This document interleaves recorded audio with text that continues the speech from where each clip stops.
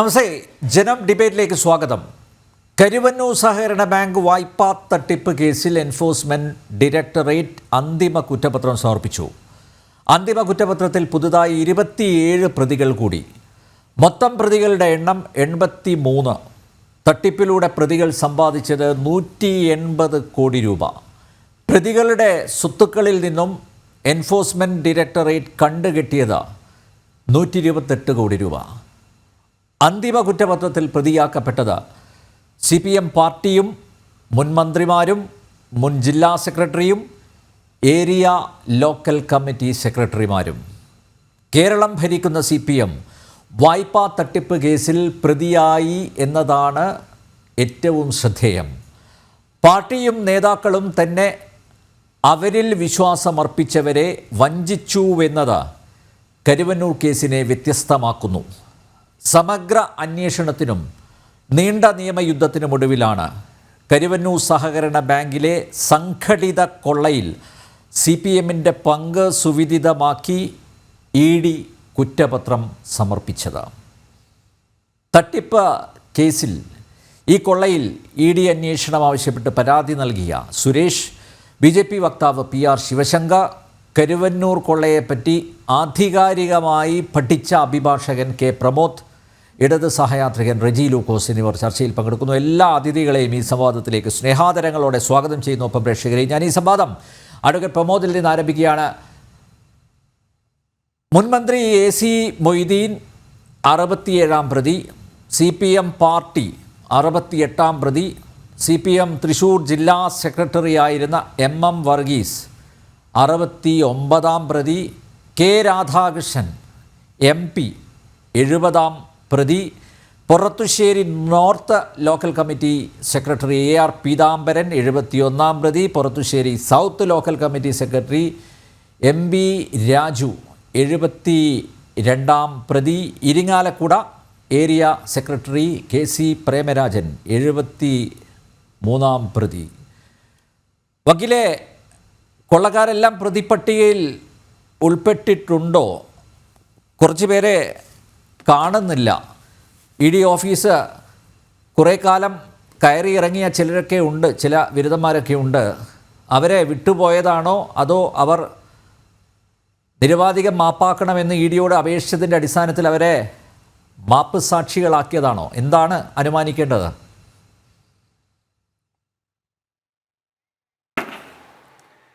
നോക്കൂ നമ്പ്യാരെ, ഇതിൽ പുതിയതായിട്ട് വന്നവരെല്ലാവരും തന്നെ നമ്മൾ എടുത്തു നോക്കിയാൽ അറിയാം.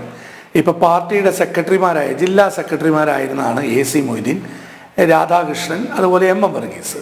ഇതിൽ ഏറ്റവും വലിയൊരു കാര്യം, ഇപ്പോൾ സുരേഷ് ഉള്ളതുകൊണ്ട് സുരേഷ് കുറച്ചും കൂടി കൃത്യമായിട്ട് പറയും. ഈ പരാതി വന്ന സമയത്ത് ഇപ്പോൾ പോർത്തശ്ശേരി, ഇരിഞ്ഞാലക്കുട അവിടത്തെയൊക്കെ എന്ന് പറഞ്ഞാൽ ഇവരൊക്കെ ഡയറക്ടർ ബോർഡ് എല്ലാവർക്കും എന്തെങ്കിലും ഒരു റോള് കാണും. ഈ പാർട്ടിയുടെ ഉന്നത സ്ഥാനത്തിരിക്കുന്നവർ, അതായത് ജില്ലാ സെക്രട്ടറിമാരായി ഇരിക്കുന്ന സമയത്ത് പോലും അവർക്ക് പരാതി തരുമ്പോൾ അവരത് പരിശോധിക്കാതെ അതിനെല്ലാത്തിനും മൗനസമ്മതം. അതിൽ ഞാൻ മനസ്സിലാക്കുന്നത് ഇപ്പോൾ AC മൊയ്തീൻ്റെ റോള് വളരെ ഇമ്പോർട്ടൻ്റ് ആണ് ഇതിൽ.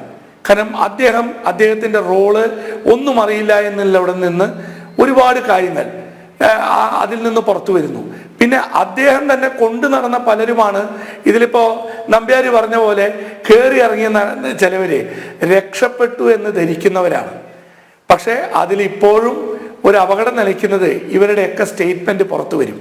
പാർട്ടിയുടെ ആളുകളുടെ ഈ നേതാക്കന്മാരുടെ പേര് എങ്ങനെ പുറത്തു വന്നു എന്നുള്ളത് അപ്പം മനസ്സിലാവും.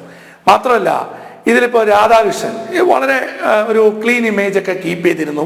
സഖാക്കളുടെ ഇടയിൽ വളരെ നല്ല അഭിപ്രായം ഉണ്ടായിരുന്ന ഒരാളാണ്.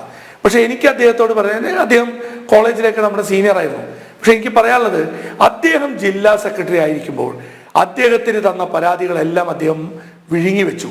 അത് കൃത്യമായിട്ട് പറഞ്ഞാൽ ഇപ്പൊ കോൺഗ്രസിലെ AK ആന്റണിയുടെ പോലെ സ്വന്തം ഇമേജ് മാത്രം നോക്കിയിരുന്നു. പാവങ്ങളുടെ പണമാണ്, അത് മനസ്സിലാക്കേണ്ടതായിരുന്നു. രാധാകൃഷ്ണൻ അത് മനസ്സിലാക്കാൻ പറ്റാത്തത് കൊണ്ടാണ് അദ്ദേഹം ഇന്ന് പ്രതിക്കൂട്ടിൽ നിൽക്കേണ്ട ഒരു ഗതികേട് വരുന്നത്. കാരണം അദ്ദേഹവും ഈ തട്ടിപ്പിന് കൂട്ടുനിന്ന പോലെയായി. കാരണം ആരുടെ അടുത്തും നോ പറയാൻ പറ്റാത്തൊരു സ്ഥിതിയിലേക്ക് പോയി. അടുത്തത് MM വർഗീസ്, പ്രായാധിക്യമുള്ള ആള്. അദ്ദേഹത്തെ ഞാൻ അതിൽ പറയുന്നത് എന്താ വെച്ചാൽ എല്ലാവരും എന്ത് പറഞ്ഞാലും അനുസരിക്കുകയായിരുന്നു. അപ്പോൾ അദ്ദേഹത്തിന് സ്വന്തമായ ഒരു തീരുമാനമില്ലാതെ ഒരു ജില്ലാ സെക്രട്ടറി എന്നൊക്കെ പറയുമ്പോൾ അതിൻ്റെതായ ഗൗരവത്തോടു കൂടി വേണം കാര്യങ്ങൾ നേരിടാൻ. ഇപ്പോൾ ഞാൻ മനസ്സിലാക്കുന്നത് ED ഇവരുടെ പാർട്ടിയുടെ ഫണ്ട് തടഞ്ഞു വെച്ചു. അതിന് ഒരു നടപടിക്രമം എന്തുകൊണ്ട് ഇവരാരും ചെയ്തില്ല? കാരണം ഇതിന്റെ പണം എവിടുന്ന് വന്നു പോയി എന്നുള്ളതൊക്കെ EDക്ക് കിട്ടിനോ? EDയുടെ ഭാഗത്തുനിന്ന് പറ്റിയൊരു ഇതെന്താ വെച്ചാൽ, ഞാൻ ഇന്നും അത് പണ്ടും ഞാൻ ഡിബേറ്റിൽ വരുമ്പോൾ പറയാറുണ്ട്, ഒരു ഇലക്ഷൻ എടുക്കുമ്പോഴോ അല്ലെങ്കിൽ ഭാവിയിലൊരു ഇത് വരുന്ന സമയത്ത് മാത്രം ഇറങ്ങി തിരിച്ച് ഇത് ഫൈനലാവേണ്ടതായിരുന്നില്ല. ഇത് എത്രയോ മുമ്പ് തന്നെ ആവേണ്ടതായിരുന്നു. ഇത്ര ഡിലേ വന്നതാണ് ജനങ്ങളുടെ ഇടയിലേക്ക് ഈ പറയുന്നവർക്കൊക്കെ ഒരു കാരണങ്ങൾ പറഞ്ഞ് മുന്നോട്ട് പോകാൻ പറ്റുന്നത്. ഞാൻ ഇന്ന് നമ്പ്യാർക്ക് അത് ഞാൻ അയച്ചിട്ടുണ്ട്. ഇപ്പോൾ എനിക്കത് വളരെ MN സത്യൻ എന്തോ അദ്ദേഹത്തിൻ്റെ ഒരു പോസ്റ്റ് വലിയ വലിയ നേതാക്കന്മാരൊക്കെ ഷെയർ ചെയ്തിട്ടുണ്ട്. എനിക്കത് കണ്ടപ്പോഴും ചിരി തോന്നി. കാരണം അവരിപ്പോൾ ഇതിനൊരു ഡിഫൻസ് പറയുന്നത് കൊടകര കേസാണ്. കൊടകര കേസ് അന്വേഷിക്കുന്നത് കേരള പോലീസാണ്. കേരള പോലീസ് എന്തുകൊണ്ട് ഇതൊന്നും ചെയ്യുന്നില്ല? കട്ടതാരായാലും അത് X or Y എന്നല്ല, അല്ലെങ്കിൽ കക്കുന്നതിന് കൂട്ടുനിന്നവരായാലും എല്ലാവരും പെടണം. അതിൽ യാതൊരു വിട്ടുവീഴ്ചയില്ല. പിന്നെ നിങ്ങളിതിലെ ഒരു കാര്യമാണ് ഇനി നോക്കേണ്ടത്. അതിനെ മുഴുവൻ ചാർജ് ഷീറ്റിന്റെ പകർപ്പും എല്ലാം കിട്ടാൻ വേണ്ടി അപേക്ഷ കൊടുത്തിട്ടുണ്ട്. 10-12,000 പേജുള്ളതുകൊണ്ട് അതിൻ്റെതായ സമയം എടുത്തിട്ടേ കിട്ടുന്നുള്ളൂ. അതാണ് ഒരു ബുദ്ധിമുട്ട്. ഇതില് മൊഴി കൊടുത്ത പലരും ഉണ്ട്. അവരുടെ മൊഴി എന്താണ്? ഇപ്പൊ പറഞ്ഞ പോലെ ഇപ്പൊ ഞാൻ അദ്ദേഹത്തിന്റെ പോസ്റ്റ്, MN സത്യന്റെ പോസ്റ്റ് വായിച്ചു. ചിലവരെ ഭീഷണിപ്പെടുത്തി പറയിപ്പിക്കാൻ നോക്കി. ചിലവർ പറഞ്ഞു, നമ്പ്യാർക്ക് ഞാനത് വിട്ടിട്ടുണ്ട് വാട്സപ്പിൽ, അതൊന്ന് വായിച്ചു നോക്കണം. ഞാൻ മനസ്സിലാക്കുന്ന അദ്ദേഹം വളരെ മുതിർന്ന ഒരു നേതാവാണെന്നാ. അപ്പോൾ അതിലെ ഷെയർ ചെയ്തിട്ടുള്ള ആൾ വളരെ ഞാനായിട്ട് അറിയുന്ന ഒരാളാണ്. ദേവസ്വം ബോർഡിന്റെ, ഗുരുവായൂർ ദേവസ്വം ബോർഡിന്റെ മുൻ ചെയർമാനും ഇപ്പൊ ദേവസ്വം റിക്രൂട്ട്മെന്റ് ഏജൻസിയുടെ ചെയർമാനുമായ KB മോഹൻദാസ് വക്കീലാണ്. അദ്ദേഹം അത് ഷെയർ ചെയ്തിട്ടുണ്ട്. അപ്പൊ ആ ഷെയർ ചെയ്തതിൽ എഴുതിയിരിക്കുന്ന ഒരു പോർഷൻ എന്താന്ന് വെച്ചാൽ കൃത്യമായിട്ട് എഴുതി വെച്ചിരിക്കുകയാണ്. ചിലവരെ എന്താ മാനസാന്തരപ്പെട്ടിയോ? ഞാൻ ഒന്ന് അതിൻ്റെ ഇതെടുത്ത് ഞാൻ ഒരു പ്രിന്റ് ഔട്ട് എടുത്ത് നോക്കി. ഇതിന്റെ കുറെ കാര്യങ്ങളിൽ ഇവർ പറഞ്ഞ ഒപ്പം കുറ്റം ചെയ്ത പ്രതികളെയൊക്കെ വിശുദ്ധരാക്കി CPM-മാർക്കെതിരെ മൊഴി പറയിപ്പിക്കാൻ കൂട്ടുനിൽക്കുന്നു. ഒപ്പം ചെയ്ത കുറ്റം ചെയ്തവരുണ്ടെങ്കിൽ പറയണം. ഈ പോയവർക്കൊക്കെ പറയാൻ അവസരം ഉണ്ടായിരുന്നല്ലോ. അപ്പൊ ഇതില് പാവങ്ങളുടെ പണം അത് തട്ടിയെടുക്കുമ്പോൾ പ്രത്യേകിച്ച് കമ്മ്യൂണിസ്റ്റുകാർ പാവങ്ങളുടെ പാർട്ടിയുടെ ആൾക്കാരാണെന്നാണ് വെപ്പ്. അവരൊരിക്കലും അതിന് കൂട്ടുനിൽക്കരുത്. അതിനെതിരെ ഒരു പരാതി വന്നപ്പോൾ 2 പേരെ എൻക്വയറി കമ്മിറ്റി വെച്ചു. അതിലൊരാളായിരിക്കും PK ബിജു. അദ്ദേഹത്തിന്റെ കാര്യമായിരിക്കും നമ്പ്യാരും സൂചിപ്പിച്ച ഒരാളിനുള്ളതാണത്. അദ്ദേഹം എന്ത് പറഞ്ഞു? സ്റ്റേറ്റ്മെന്റ് വരുമ്പോ പുറത്തു വരും. അപ്പൊ അറിയാൻ പറ്റും ഓരോരുത്തരും ഇതെന്താണ്. PK ബിജു മാത്രമല്ല, MK കണ്ണൻ മുൻ MLA, അതുപോലെ CPM-ന്റെ തൃശ്ശൂർ ഏരിയ സെക്രട്ടറി ഉണ്ടല്ലോ, കാട. അതെ അതെ, കാടയൊക്കെ സ്ഥിരം ED ഓഫീസിലായിരുന്നു. ഇതിലെന്താ വെച്ചാൽ ആരൊക്കെ അല്ല, ED ഓഫീസ് മാത്രമല്ല, എല്ലാ പരാതികൾ വരുമ്പോഴും ഇപ്പൊ ED ഓഫീസ് ആയതുകൊണ്ട് കയറി ഇറങ്ങാനും ഇതെല്ലാം ഉണ്ടായി ബുദ്ധിമുട്ടുകൾ കാണുകയായിരിക്കും. വേറെയും തട്ടിപ്പുകളിലൊക്കെ പങ്കാളികളായിട്ടുള്ള കുറെ പേരുണ്ട്. അപ്പൊ ഇതിലെ ഏറ്റവും വലിയൊരു കാര്യം എന്താ വെച്ചാൽ പണം ജനങ്ങളുടെയാണ് പോയത്, പാവപ്പെട്ട ജനങ്ങളുടെ. അത് തിരിച്ചു കിട്ടാൻ ആദ്യം മുൻകൈ എടുത്ത് നിൽക്കേണ്ടവര് CPM-കാരായിരുന്നു. അല്ല വക്കീലെ, ഞങ്ങൾ മൂന്ന് തവണ കരുവന്നൂരിൽ ഞങ്ങൾ ജനസഭ സംഘടിപ്പിച്ചു. ആ ജനസഭയിൽ പങ്കെടുത്തവരെല്ലാം സാധാരണക്കാരാണ്. മാത്രമല്ല അവരെല്ലാം പാർട്ടി അനുഭാവികളാണ്. അവരെല്ലാം അവിടെ തുറന്ന് പറഞ്ഞത് പാർട്ടി ഞങ്ങളോട് ഈ ചതി ചെയ്തല്ലോ എന്നുള്ളതാണ്. അപ്പോൾ നോക്കൂ, പാർട്ടിക്കാരെ തന്നെ പാർട്ടി നേതൃത്വം കുഴിയിൽ ചാടിച്ചു. അത് അവർക്ക് ബോധ്യപ്പെട്ടിട്ടുണ്ട്. മാത്രമല്ല അവരുടെ വേദന, അവരുടെ സങ്കടം, അവരുടെ പ്രതികരണം അതാണല്ലോ തൃശ്ശൂർ ലോക്സഭാ തെരഞ്ഞെടുപ്പിൽ പ്രതിഫലിച്ചത് അല്ലേ? സുരേഷ് ഗോപി കരുവന്നൂരിൽ നിന്ന് നടത്തിയ യാത്ര, തീർച്ചയായും യാത്ര മാത്രമല്ല നമ്മുടെ ആരാധ്യനായ പ്രധാനമന്ത്രി നരേന്ദ്രമോദി പോലും അവിടെ വന്ന് പറഞ്ഞല്ലോ, കരുവന്നൂർ കേസിൽ ഉൾപ്പെട്ടവരാരൊക്കെയുണ്ടോ, ആരൊക്കെ തെറ്റ് ചെയ്തിട്ടുണ്ടോ അവർക്കൊക്കെ തക്കതായ ശിക്ഷ ഉറപ്പാക്കുമെന്ന് അദ്ദേഹം അവിടെ പറഞ്ഞല്ലോ.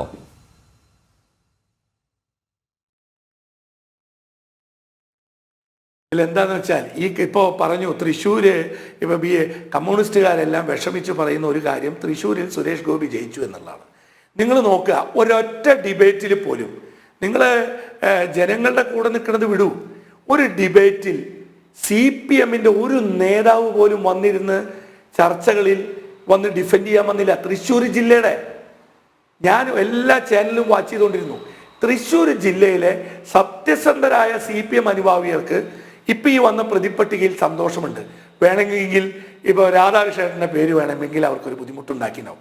പക്ഷെ അതിൽ ഞാൻ പറയുന്നത്, ഒരു തെറ്റ് ചെയ്ത വിവരം അറിയിച്ചപ്പോൾ അത് തെറ്റാണോ അല്ലയോ എന്ന് പരിശോധിച്ച് നടപടി സ്വീകരിക്കാനുള്ള സ്റ്റാൻഡ് ഉണ്ടായിരുന്നു അദ്ദേഹത്തിന്. അപ്പൊ ഞാൻ പറയുന്നത്, ഒരാൾ കട്ടു എന്ന്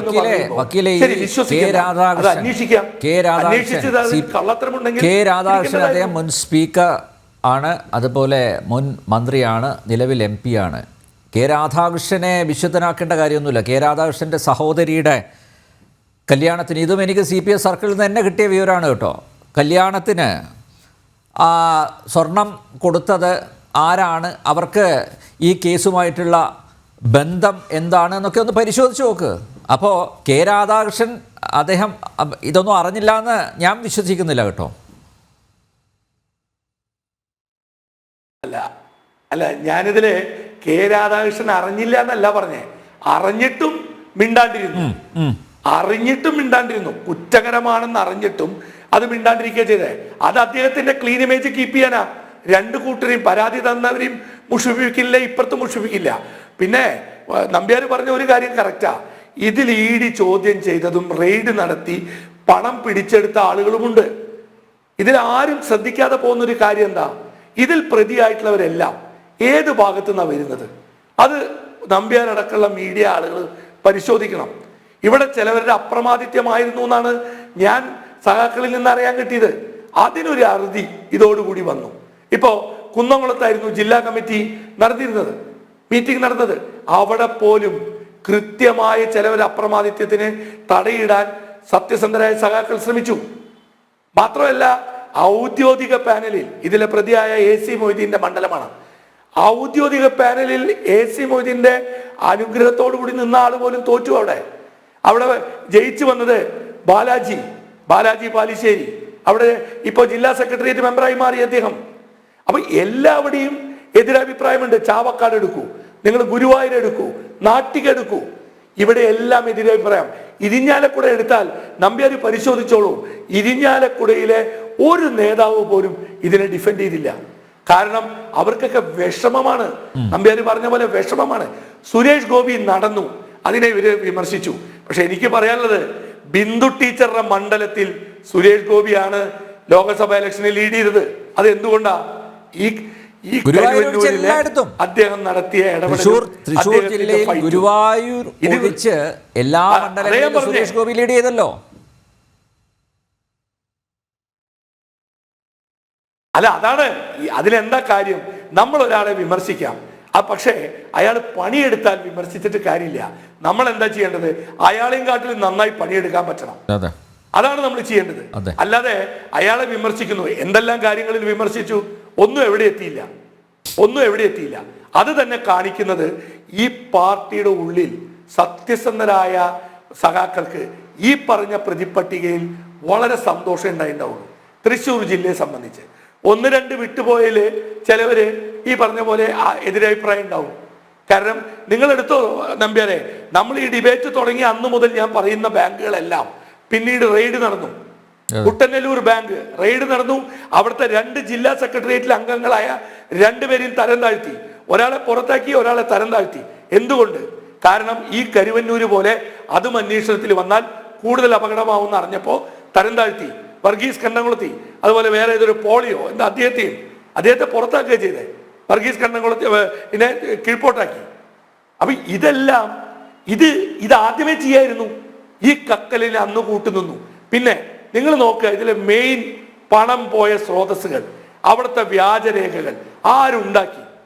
അതും വരും കാലങ്ങളിൽ തെളിയും. ഇവിടെ തൃശ്ശൂർ ജില്ല കേന്ദ്രീകരിച്ച് വ്യാജരേഖകളും വ്യാജ KLU ഓർഡറുകളും എല്ലാം ഉണ്ടാക്കുന്ന ഒരു കോക്കസ് ഉണ്ട്.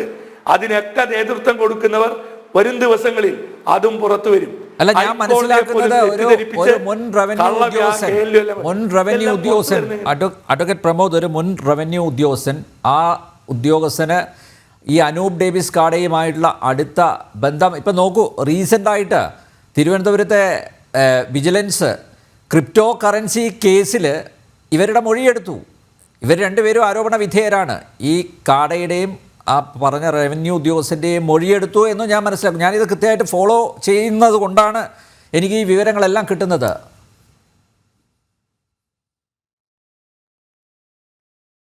നമ്പ്യാരെ, ഈ പറയുന്ന വിഷയത്തിൽ ഞാൻ വളരെ കൃത്യമായിട്ട് പറയാലോ, മേലുദ്യോഗസ്ഥരെ രാഷ്ട്രീയക്കാരെ കൊണ്ട് വിളിച്ചു പറയിപ്പിക്കുന്നു. ഇതുകൊണ്ടാണ് എം വർഗീസും പെടാൻ കാരണം. കാരണം അദ്ദേഹത്തിന് അറിയാത്ത വിഷയങ്ങളിലെല്ലാം നിങ്ങൾ എടുത്തു നോക്കിക്കോളോ. ഇത് ഈ പറയുന്ന കോലഴി സതീശനെ നേരിട്ട് പേഴ്സണലായിട്ട് അറിയാത്ത ആളുകളാണ് അവരൊക്കെ. ഇവരെ ഒന്നിനും ഇടപെട്ടില്ല എന്ന് പറയുന്നു. ഈ കോലഴി സതീശന്റെ എത്ര ലോണുകളിൽ ഓരോരുത്തരും ഇടപെട്ടു പറയണം. പിന്നെ നിങ്ങൾ ഈ പറഞ്ഞ ജ്വല്ലറിക്കാരൻ, അത് ഞാനിപ്പോ പറയാത്തത് ബാക്കിയുള്ളവരെയും കഴിഞ്ഞിട്ട് ഒരു അവസരം തരിക. അപ്പൊ ഞാൻ പറയാം ഈ ജ്വല്ലറിക്കാരൻ എങ്ങനെ പോയി എന്നുള്ളതും. ഞാൻ ഇതിന്റെ പിന്നാലെ ഫോളോ ചെയ്യുന്ന ഒരാളാണ്. ഞാനും കുറെ ഡോക്യുമെന്റ്സ് എത്തിച്ചു കൊടുത്താൽ അത് പിടിക്കും.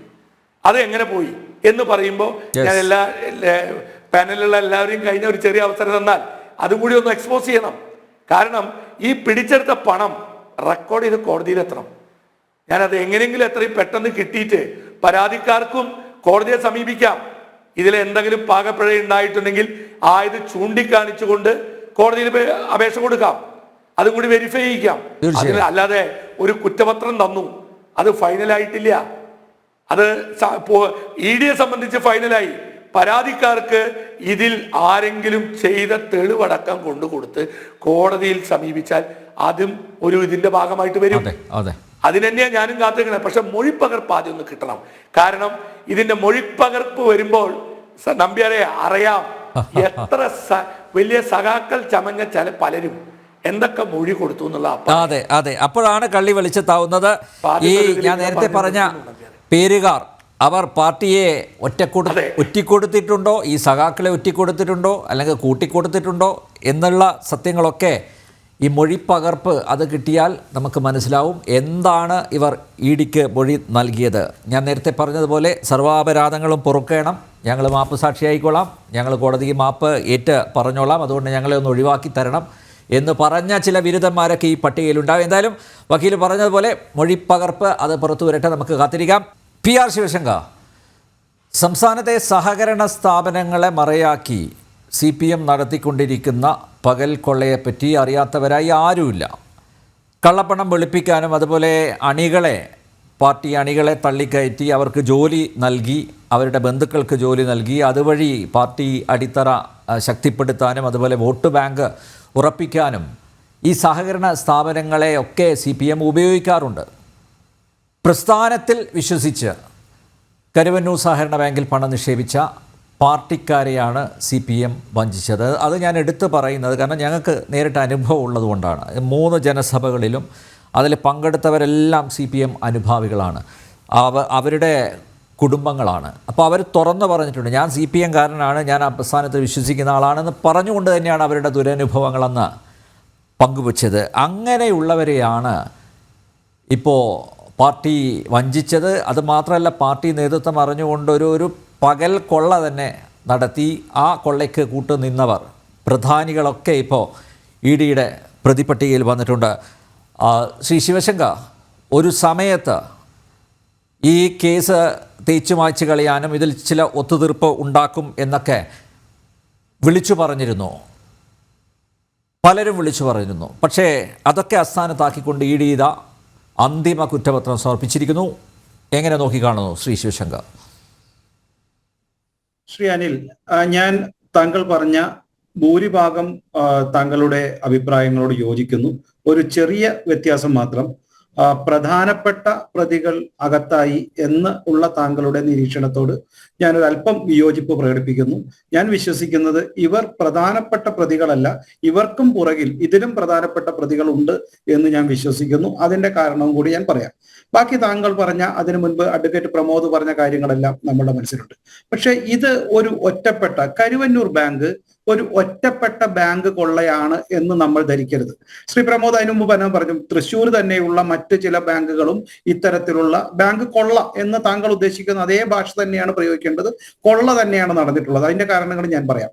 തൃശ്ശൂരും നടന്നിട്ടുണ്ടോ എന്ന് അദ്ദേഹം പറഞ്ഞു. പക്ഷെ സത്യത്തില് നമ്മൾ നോക്കുമ്പോൾ ഇത് CPM വർഷങ്ങളായി, അല്ലെങ്കിൽ എത്രയോ ഒരു 10-20 വർഷങ്ങളായി ഇത്തരം ബാങ്ക് കൊള്ളകളെ വളരെ സമർത്ഥമായി, വളരെ ശാസ്ത്രീയമായി നടത്തുന്നു എന്നുള്ളതാണ് കേരളത്തിന്റെ ഏറ്റവും വലിയ ഗതികേട് എന്ന് ഞാൻ വിശ്വസിക്കുന്നു. അതുമാത്രമല്ല, ഇത്തരം ബാങ്ക് കൊള്ളകളെ ശാസ്ത്രീയമായി നടത്തുന്നവരെയാണ് നിരന്തരമായി കോപ്പറേറ്റീവ് സൊസൈറ്റി മിനിസ്റ്ററായും വെക്കുന്നത് എന്ന കണക്കുകൾ കൂടി, അല്ലെങ്കിൽ സത്യം കൂടി ജനങ്ങളുടെ മുന്നിൽ വെക്കാൻ ഞാൻ ആഗ്രഹിക്കുന്നു. ഞാൻ അതിന് ഒരു ഉദാഹരണം മാത്രം പറയാം, ദീർഘനേരം സംസാരിക്കുന്നില്ല, കാരണം മറ്റുള്ള ആൾക്കാർക്കും പറയണം, അതുമല്ല ജനങ്ങൾ അത് അന്വേഷിക്കട്ടെ. ഈ 1996 മുതൽ ഈ ബാങ്ക് കൊള്ള, കോപ്പറേറ്റീവ് ബാങ്കിൽ കൊള്ള നടക്കുന്നുണ്ട്, ഇത്തരത്തിൽ തട്ടിപ്പിന്റെ ലോൺ മേളകൾ നടക്കുന്നുണ്ട് എന്നുള്ളതിന് ധാരാളം തെളിവുകളുണ്ട്. എൻ്റെ അടുത്ത് കിട്ടിയ 2-3 ഉദാഹരണങ്ങൾ ഞാൻ പറയാം. 1996 കോട്ടയത്തുള്ള ഇളംകുളം സഹകരണ ബാങ്കിൽ ഏറ്റവും വലിയ ഒരു അഴിമതി ആ കാലഘട്ടത്തിൽ 13 കോടി രൂപയുടെ വലിയ ഒരു അഴിമതി കേസ് അന്നത്തെ ജോയിന്റ് രജിസ്ട്രാർ ആയിട്ടുള്ള വിജി തമ്പി, സിനിമാ നടന ഇപ്പോഴത്തെ വിശ്വഹിന്ദുപക്ഷത്തിന്റെ നേതാവല്ല കേട്ടോ, മറ്റൊരു വിജി തമ്പി, അദ്ദേഹം വെച്ച രജിസ്ട്രാർ റിപ്പോർട്ടുണ്ട്. ആ റിപ്പോർട്ടിൽ 13 കോടി രൂപ 96 വലിയ ഒരു തട്ടിപ്പ് നടന്നതായി ജോയിന്റ് രജിസ്ട്രാർ റിപ്പോർട്ട് കൊടുക്കുന്നു. ആ റിപ്പോർട്ടിൽ ഒരു നടപടിയും ഉണ്ടായിട്ടില്ല. മാത്രമല്ല, ഞാൻ മനസ്സിലാക്കുന്നത്, അനിൽ നമ്പ്യാർ എന്തെങ്കിലും കറക്ഷൻ ഉണ്ടെങ്കിൽ ചെയ്യാം, അന്നത്തെ അവിടുത്തെ ബാങ്ക് സെക്രട്ടറിയെ കാണാനില്ല. കഴിഞ്ഞ 10-25 വർഷമായിട്ട് കാണുന്നില്ല. ആ മനുഷ്യനെ കുറിച്ച് അന്വേഷണമില്ല. മരിച്ചോ, കൊന്നുകളഞ്ഞോ, മുങ്ങിയതാണോ എന്ന് അറിഞ്ഞൂടാ. ആ ബാങ്കിന്റെ സെക്രട്ടറി ആരാണെന്ന് അന്വേഷിച്ചാൽ ഈ തട്ടിപ്പിന്റെ തുടക്കം മനസ്സിലാവും. ഞാൻ പറഞ്ഞു വരുന്നത്, വർഷങ്ങളായി എന്നിട്ട് ആ ബാങ്കിന്റെ പണം എവിടെ നിന്ന് തിരിച്ചടച്ചു? ആ ബാങ്കിന് എന്തുകൊണ്ട് പ്രശ്നം ഉണ്ടായില്ല? ജില്ലാ സഹകരണ ബാങ്കിൽ നിന്ന് 40 കോടി രൂപ ലോൺ എടുത്തുകൊണ്ട് അത് തിരിച്ചടച്ചു. അപ്പൊ ജില്ലാ സഹകരണ ബാങ്കിലെ പണം അവിടെ പോയി. ഇതെല്ലാം ചോദ്യം ചെയ്യേണ്ടതല്ലേ? അപ്പൊ ഇത്തരത്തിൽ വലിയ കള്ളം നടക്കുന്നു. പക്ഷെ എന്തുകൊണ്ടാണ് ഇപ്പൊ കോൺഗ്രസ്സുകാർ ഇതിനെ എതിർക്കുന്നുണ്ടല്ലോ? കോൺഗ്രസ്സുകാർക്ക് മറക്കാൻ പറ്റില്ല. കാരണം ഈ ഓരോരോ കാലങ്ങളിൽ റബ്ബർ ബോർഡും മാർക്കറ്റ് ഫെഡും അതേപോലെ തന്നെ റബ്കോയും എല്ലാം ഇത്തരത്തിലുള്ള വലിയ തട്ടിപ്പുകൾ നടത്തിയത് ഇത്തരത്തിലുള്ള ബാങ്ക് ലോൺ എടുത്തുകൊണ്ടാണ്. നമുക്കറിയാം, റബ്കോന് ജില്ലാ സഹകരണ ബാങ്കിൽ നിന്നാണ് ലോൺ കൊടുത്തത്. കോട്ടയത്തു നിന്നും മറ്റൊക്കെയാണ് 200 കോടി കൊടുത്തത്. 350 കോടിയുടെ ലോൺ ഉണ്ട്. റബ്കോനുണ്ട്, റബ്ബർ ബോർഡിനുണ്ട്, അതുപോലെ തന്നെ ഹഡ്കോയ്ക്കുണ്ട്, മറ്റുള്ള പലർക്കും ഉണ്ട്. ഞാനിത് സൂചിപ്പിക്കാൻ കാരണം, കേരളത്തിൽ കമ്മ്യൂണിസ്റ്റ് പാർട്ടി ശാസ്ത്രീയമായി മറ്റ് നെറ്റ്ഫ്ലിക്സിലൊക്കെ നടക്കുന്ന കൊള്ളകളെക്കാൾ വളരെ ശാസ്ത്രീയമായി കൊള്ള നടക്കുന്നു, ബാങ്കുകൾ കൊള്ളയടിക്കുന്നു എന്നുള്ളതാണ്. എനിക്ക് കഴിഞ്ഞ 2 ദിവസം മുമ്പ് ജയരാജൻ ഒരു കാര്യം പറഞ്ഞിരുന്നു. അന്നവസ്ത്രാദി മുട്ടാതി ഞങ്ങളെ രക്ഷിച്ച ദൈവം, അതുകൊണ്ട് കമ്മ്യൂണിസ്റ്റ് പാർട്ടി തന്നെയാണ് ദൈവം എന്ന് ജനങ്ങൾ വിശ്വസിക്കുന്നു എന്ന് പറഞ്ഞു. അങ്ങനെ ജനങ്ങൾ ആരെങ്കിലും വിശ്വസിക്കുന്നുണ്ടെന്ന് എനിക്കറിയില്ല. പക്ഷെ മെക്സിക്കോയിലെയൊക്കെ കൊള്ളക്കാര് ഇന്ന് CPM-ന്റെ കൊടി വെച്ചുകൊണ്ട് അവരുടെ ഇവിടുത്തെ കേരളത്തിലെ നേതാക്കളെ വെച്ചുകൊണ്ട് ആരാധിക്കുന്നു. ഇവരാണ് ദൈവം. എത്ര ശാസ്ത്രീയമായിട്ടാണ്, എത്ര പകൽ വെളിച്ചത്തിലാണ് കൊള്ള നടത്തുന്നത്. ഞങ്ങളൊക്കെ തോക്ക് വെച്ച് വലിയ മുഖം മൂടിയിട്ട് നടത്തുന്ന കൊള്ള, അല്ലെങ്കിൽ 10-15 കോടി നടത്തുമ്പോൾ 300-400 കോടി കൊള്ള വളരെ ശാസ്ത്രീയമായി നടത്തിയിട്ട് അതെല്ലാം മോഡി സർക്കാരിന്റെ തെറ്റാണെന്ന് പറയുവാനുള്ള അത്ര മാനസികമായ ധൈര്യവും ശാസ്ത്രീയ ബോധവും കമ്മ്യൂണിസ്റ്റ് വിപ്ലവത്തിന്റെ ഏറ്റവും മഹത്തായ പാരമ്പര്യവും ഇതല്ലേ ഇന്ന് കമ്മ്യൂണിസ്റ്റ് പാർട്ടിയെ കുറിച്ച് പറയുന്നത്. അപ്പൊ സൂചിപ്പിച്ചു വരുന്നത്, നിരന്തരമായി ഇത്തരത്തിലുള്ള കൊള്ള നടത്തുന്നു. ഈ കരുവന്നൂർ കാര്യത്തിലും എത്ര മഹത്തരമായ രീതിയിൽ, എത്ര ശാസ്ത്രീയമായ രീതിയിലാണ് ഇവർ കൊള്ള നടത്തിയെന്നറിയാമോ? ജനങ്ങൾ പഠിക്കേണ്ടതാണ്. ED ഉദ്യോഗസ്ഥരെ സമ്മതിക്കണം എങ്ങനെ ഇത് കണ്ടുപിടിച്ചു എന്നുള്ളത്. കാരണം ബേസിക്കലി ഇതിനെ അന്വേഷിച്ചു കഴിഞ്ഞാൽ തട്ടിപ്പ് കണ്ടുപിടിക്കാൻ പോലും പറ്റില്ല. കാരണം ഈ തട്ടിപ്പിന് അനുസൃതമായി ബാങ്കിലെ എന്തെങ്കിലും ഡാറ്റ തപ്പിച്ചെന്നു കഴിഞ്ഞാൽ ഇന്നും കരുവന്നൂർ അടക്കമുള്ള 80ഓളം ബാങ്കുകളിൽ ഞാൻ ഉറപ്പിച്ചു പറയുന്നു, ഒറാക്കിളിന്റെ ലീഗൽ സോഫ്റ്റ്വെയർ അല്ല ഉപയോഗിക്കുന്നത്, ബേസിക് സാധനമല്ല, ഇല്ലീഗൽ സോഫ്റ്റ്വെയർ ഉപയോഗിക്കുന്നത്. ഇത് ഇല്ലീഗൽ ആയിട്ടുള്ള പൈറേറ്റഡ് ആയിട്ടുള്ള സോഫ്റ്റ്വെയർ ഉപയോഗിച്ചാൽ ബാക്കപ്പ് ഉണ്ടാവില്ല. അപ്പൊ ഇപ്പൊ ഉദാഹരണത്തിന് ഞാൻ പറഞ്ഞ് കൂടുതൽ പാനിക് ആക്കുകയില്ല, നമ്മളുടെയൊക്കെ കയ്യിൽ ഒരു പാസ്ബുക്ക് ഉണ്ട്, ഇത്തരത്തിലുള്ള കരുവന്നൂർ ബാങ്കിന്റെയോ അല്ലെങ്കിൽ ഇത്തരം പൈറേറ്റഡ് ആയിട്ടുള്ള സോഫ്റ്റ്വെയർ ഉപയോഗിക്കുന്ന സൊസൈറ്റിയുടെ ബാങ്കുകളുടെ പാസ്ബുക്ക് ഉണ്ടെങ്കിൽ ഈ പാസ്ബുക്കിൽ പണമുണ്ട് എന്ന് തെളിയിക്കേണ്ട ഗതികേട് നമുക്ക് നാളെ വരും. ആ ബാങ്ക് ഉദ്യോഗസ്ഥരെ അത് റിജക്ട് ചെയ്താൽ. കാരണം അവിടെ തെളിവില്ല. അല്ലെങ്കിൽ അവർ നിശ്ചയിക്കുന്ന ഒരു അക്കൗണ്ട് ആയിരിക്കും, അല്ലെങ്കിൽ ഡാറ്റ ആയിരിക്കും ആ ബാങ്കിൽ അല്ലെങ്കിൽ അതിന്റെ കമ്പ്യൂട്ടറിലുള്ളത്. ഇതിന് പ്രത്യേകിച്ച് സെർവർ ഇല്ല. ഇത് നിശ്ചയിച്ചിരിക്കുന്നത് അവിടുത്തെ ദിനേശ് ഫുഡ്സിന്റെ ഒക്കെ ഒരു സർവീസ് കമ്പനി അല്ലെങ്കിൽ സോഫ്റ്റ്വെയർ കമ്പനിയാണ് ഇത് ചെയ്യുന്നത്. അതേപോലെ മറ്റേ ഇൻഫോസിസിന്റെയോ അല്ലെങ്കിൽ TCSന്റെ പോലുള്ള വലിയ കമ്പനികൾ, ഫിനാക്കിൽ പോലുള്ള സോഫ്റ്റ്വെയർ അല്ല ഉപയോഗിക്കുന്നത്. ഇത്തരം സോഫ്റ്റ്വെയർ ഉപയോഗിച്ചാലേ ബാക്കപ്പ് ഉണ്ടാവുകയുള്ളൂ, തിരുത്താൻ പറ്റാതിരിക്കുള്ളൂ. ഇത് ബാങ്കിലെ ബ്രാഞ്ച് മാനേജർ തന്നെ തിരുത്തുന്നു. അതിൽ തന്നെ വലിയ കള്ളക്കളി. ED പറയുന്ന മറ്റൊരു കണക്ക് സൂചിപ്പിക്കുന്നത്, ഒരു ബാങ്കില് 16 ജോലിക്കാരുണ്ട്. കരുവന്നൂർ ബാങ്കിലെ ഒരു ബ്രാഞ്ചിൽ. അതിൽ ഈ കമ്പ്യൂട്ടറിന്റെ സോഫ്റ്റ്വെയറിന്റെ ഇത് പാസ്വേഡ് കൊടുത്തേക്കുന്നത് അവിടുത്തെ അടിച്ചു തളിക്കാർക്ക് വരെ പാസ്വേഡ് കൊടുത്തായിട്ട് എഴുതി വെച്ചിരിക്കുന്നു. അപ്പൊ ഈ ബാങ്കിലെ സോഫ്റ്റ്വെയറിലെ കമ്പ്യൂട്ടറിലെ ഒരു കറക്ഷൻ ഉണ്ടായിക്കഴിഞ്ഞാൽ ഈ 17 പേരും ഉത്തരവാദികളാണെന്ന് വരുന്നു. ബ്രാഞ്ച് മാനേജർക്കോ അവിടുത്തെ സെക്രട്ടറിക്കോ മാത്രം ഉപയോഗിക്കേണ്ട കറക്ഷൻ സോഫ്റ്റ്വെയറിന്റെ പാസ്വേഡ്, ആ പാസ്വേഡ് 17 പേർക്കും കൊടുത്തായിട്ട് എഴുതി ഒപ്പിട്ട് മേടിച്ചു വെച്ചിരിക്കുന്നു. അപ്പൊ ഇത് ശാസ്ത്രീയമായി നാളെ ഒരു അന്വേഷണം വന്നാൽ അവിടുത്തെ ബ്രാഞ്ച് മാനേജർ അടക്കമല്ല, അവിടുത്തെ തൂപ്പുകാരിയും പ്യൂണും അടക്കമുള്ള ക്ലർക്കുകൾക്ക് ഇതിൽ പങ്കുണ്ട് എന്ന് വന്ന് അവരെയും അന്വേഷണ പരിധിയിൽ വെച്ചുകൊണ്ട് ഈ അന്വേഷണത്തെ തകർക്കുവാനും ഈ അന്വേഷണത്തെ വഴിതെറ്റിച്ച് വിടുവാനുമുള്ള ബുദ്ധി, ഇത് എത്രത്തോളം ഒരു ശാസ്ത്രീയമായ, ഞാൻ വീണ്ടും പദം ഉപയോഗിക്കുന്നത്, ഇതിന്റെ ഒരു ഉള്ളുകള്ളിയുടെ, ഇതൊരു ചെറിയ തട്ടിപ്പല്ല, ഇത്ര മഹത്തരമായ തട്ടിപ്പ് എന്നൊക്കെ പറയേണ്ട ക്ലാസിക് തട്ടിപ്പ്. തട്ടിപ്പ് പോലും പറയരുത്, കൊള്ളാന്ന് തന്നെ നമ്മൾ പറയണം. കൊള്ളയാണിത്, കൊള്ളയാണ്, ക്ലാസിക് കൊള്ള. ഇങ്ങനെയാണ് ഓരോ കാര്യത്തിലും ഇത് ചെയ്തിരിക്കുന്നത്. മാർക്കറ്റ് വാല്യൂ ഇട്ടേക്കണത്, അതിനെക്കുറിച്ച് പറയുന്നുണ്ട് EDയുടെ ഡീറ്റെയിലില്. മാർക്കറ്റ് വാല്യൂ ഒക്കെ ഇടുന്നത് അവിടെ ഇരുന്ന് ആരെങ്കിലും മാർക്കറ്റ് വാല്യൂ ഇടുന്നുണ്ട്. മാർക്കറ്റ് വാല്യൂ ഇട്ടിട്ട് എന്തായാലും അതിന്റെ ഇരട്ടി കൊടുത്തിട്ടുണ്ട് ലോൺ.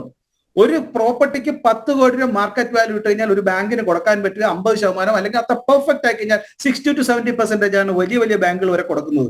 പക്ഷെ മാർക്കറ്റ് വാല്യൂവിന്റെ 2 ഇരട്ടി കൊടുത്തിരിക്കുന്നു. അതും നിലത്തിന്. ഒരു പ്രോപ്പർട്ടിക്ക് നോർമലി ഒരു നിലത്തിനൊന്നും ഒരു ബാങ്കുകാരൻ ലോൺ കൊടുക്കില്ല, നികത്താൻ പറ്റില്ല എന്നുള്ളത് കൊണ്ട്. പക്ഷെ പാടശേഖരത്തിന്റെ മേൽ ലോൺ കൊടുത്തിരിക്കുന്നു. അതിലും വിചിത്രമായ, ഇപ്പോ ഒരു ഉദാഹരണത്തിന് അനിൽ നമ്പ്യാരോ ഞാനോ ആണ് ലോൺ കൊടുക്കുന്നതെങ്കിൽ, ലോണിന് പ്രോപ്പർട്ടി വെച്ചതെങ്കിൽ, അല്ല ആ പ്രത്യേകിച്ച് ബോറോവറുടെ അനുവാദമില്ലാതെ ഏതെങ്കിലും അക്കൗണ്ടിലേക്ക് പണം ട്രാൻസ്ഫർ ചെയ്തിരിക്കുന്നു. അത്രയേറെ തട്ടിപ്പുകൾ ഈ സംസ്ഥാനത്ത് ഈ പാർട്ടി എന്നതാണ് നമ്മൾ മനസ്സിലാക്കേണ്ടത്. ഇത് സൂചിപ്പിക്കുന്നത് കഴിഞ്ഞ എത്രയോ വർഷങ്ങളായി CPM 1996 മുതൽ ശ്രീ വാസവന്റെ നേതൃത്വത്തിലുള്ള ഇളംകുളം ബാങ്ക് മുതൽ നടത്തിയ തട്ടിപ്പുകൾ, അത്തരം തട്ടിപ്പുകൾ നടത്തുന്നവരെയാണ് നാളെ കോഓപ്പറേറ്റീവ് ബാങ്കിന്റെ മിനിസ്റ്റർ ആക്കുന്നത് എന്ന ഈ കേരളത്തിലെ തട്ടിപ്പ് സംഘം അല്ലെങ്കിൽ കമ്മ്യൂണിസ്റ്റ് പാർട്ടി വന്നിരിക്കുന്നു. ഇതിന്റെ അവസാന ഘട്ടം ഞാൻ മനസ്സിലാക്കുന്നത്, ഇത് കമ്മ്യൂണിസ്റ്റ് പാർട്ടി തന്നെ നേരിട്ട് തട്ടിപ്പിന്റെ ഉപഭോക്താക്കളായി മാറിയിരിക്കുന്നു. ഇവിടെ വളരെ കൃത്യമായിട്ട് പറഞ്ഞിരിക്കുന്നു, communist party accused number 68 Karuvannur ബാങ്കിന്റെ നടത്തിപ്പിൽ ഇടപെടുക, പ്രതികൾക്ക് അന്യായമായി ലോൺ സമ്പാദിച്ചതിനെ ബാങ്കിൽ കൊടുത്ത് ചതിക്കുക, പ്രതികൾ തട്ടിപ്പിലൂടെ സമ്പാദിച്ച പണം അവരുടെ അറിവോടെ പറ്റുക, ആ പണം കറ പുരളാത്തതാണെന്ന് തെറ്റിദ്ധരിപ്പിച്ച് ഭാവിയിൽ ഉപയോഗിക്കാമെന്ന ഉദ്ദേശത്തോടു കൂടി കൈവശം വെക്കുക. പറഞ്ഞു വരുന്നത് ഒരു പാർട്ടി അങ്ങനെ തന്നെ കറക്റ്റഡ് ആയിരിക്കുന്നു. പാർട്ടി അക്കൗണ്ടിലേക്ക് ഈ പണം മാറ്റിയിരിക്കുന്നു, പാർട്ടിയുടെ PMI അക്കൗണ്ട് മാറ്റിയിരിക്കുന്നു. മാത്രമല്ല ഒരു ആള് CRP 160 പ്രകാരം നോട്ട് കൊടുത്തത് പാർട്ടിക്ക് അവിടെ ബാങ്കിന് സബ് കമ്മിറ്റി അത്ര loan sub committee, parliamentary party for loan പിരിവ്, ഇനി പാർലമെന്ററി പാർട്ടി ഫോർ കൊള്ള എന്ന് പറഞ്ഞ് CPMന്റെ ബ്രാഞ്ച് കമ്മിറ്റിയിൽ പ്രത്യേക വിഭാഗത്തെ വെച്ചിട്ടുണ്ടോ എന്ന് മാത്രമേ അറിയാനുള്ളൂ. ഇത്തരം കൊള്ളയ്ക്ക് കൂട്ടുനിൽക്കുവാൻ വേണ്ടിയിട്ട് CPM പാർട്ടി വർഷങ്ങളായി തൃശ്ശൂര് ഇത്തരം കരുവന്നൂർ ബാങ്കിലടക്കം പല ബാങ്കുകളിലും സബ് കമ്മിറ്റി ഉണ്ടായിരിക്കുന്നു. അവിടെ പാർലമെന്ററി പാർട്ടി ഫോർ ലോൺ തട്ടിപ്പ്, പാർലമെന്ററി പാർട്ടി ഫോർ ലോൺ പിരിവ്, പാർലമെന്ററി സബ് കമ്മിറ്റി ഫോർ തട്ടിപ്പ് ലോൺ, ഇങ്ങനെ ഉണ്ടാക്കി വെച്ച് പാർട്ടി തന്നെ തട്ടിപ്പായിരിക്കുന്നു. കമ്മ്യൂണിസ്റ്റ് പാർട്ടി എന്നാണോ ഇതിനെ വിളിക്കേണ്ടത് എന്നാണ് ജനങ്ങൾ നിശ്ചയിക്കേണ്ടത്. ഇത് മാർക്സിസ്റ്റ് പാർട്ടിയല്ല, കൊള്ളക്കാരുടെ പാർട്ടിയാണ്, ഒരു സംശയവുമില്ല. അതുകൊണ്ട് നേരത്തെ സൂചിപ്പിച്ചതുപോലെ ഓരോ നേതാക്കൾ വളരെ പുണ്യാളന്മാരാണെന്നൊക്കെ പറയുമ്പോൾ നമ്മൾ മനസ്സിലാക്കേണ്ടത്, ഇതിൽ ഒരു തട്ടിപ്പ് ഒരു പുണ്യാളന്മാരുടെയും പ്രശ്നമില്ല. 2017 ഇവിടുത്തെ ഓഡിറ്റിംഗിൽ, സഹകരണ ഓഡിറ്റിംഗിൽ ഈ കാര്യം പുറത്തു വന്നില്ലേ? കൃത്യമായിട്ട് നമ്മുടെ കയ്യിലുണ്ടല്ലോ 2017 ഓഡിറ്റിംഗിന്റെ ഇത് തട്ടിപ്പ് പുറത്തു വന്നിട്ടുണ്ട്. 2019 രജിസ്ട്രാറിന്റെ അന്വേഷണം വന്നിട്ടുണ്ട്.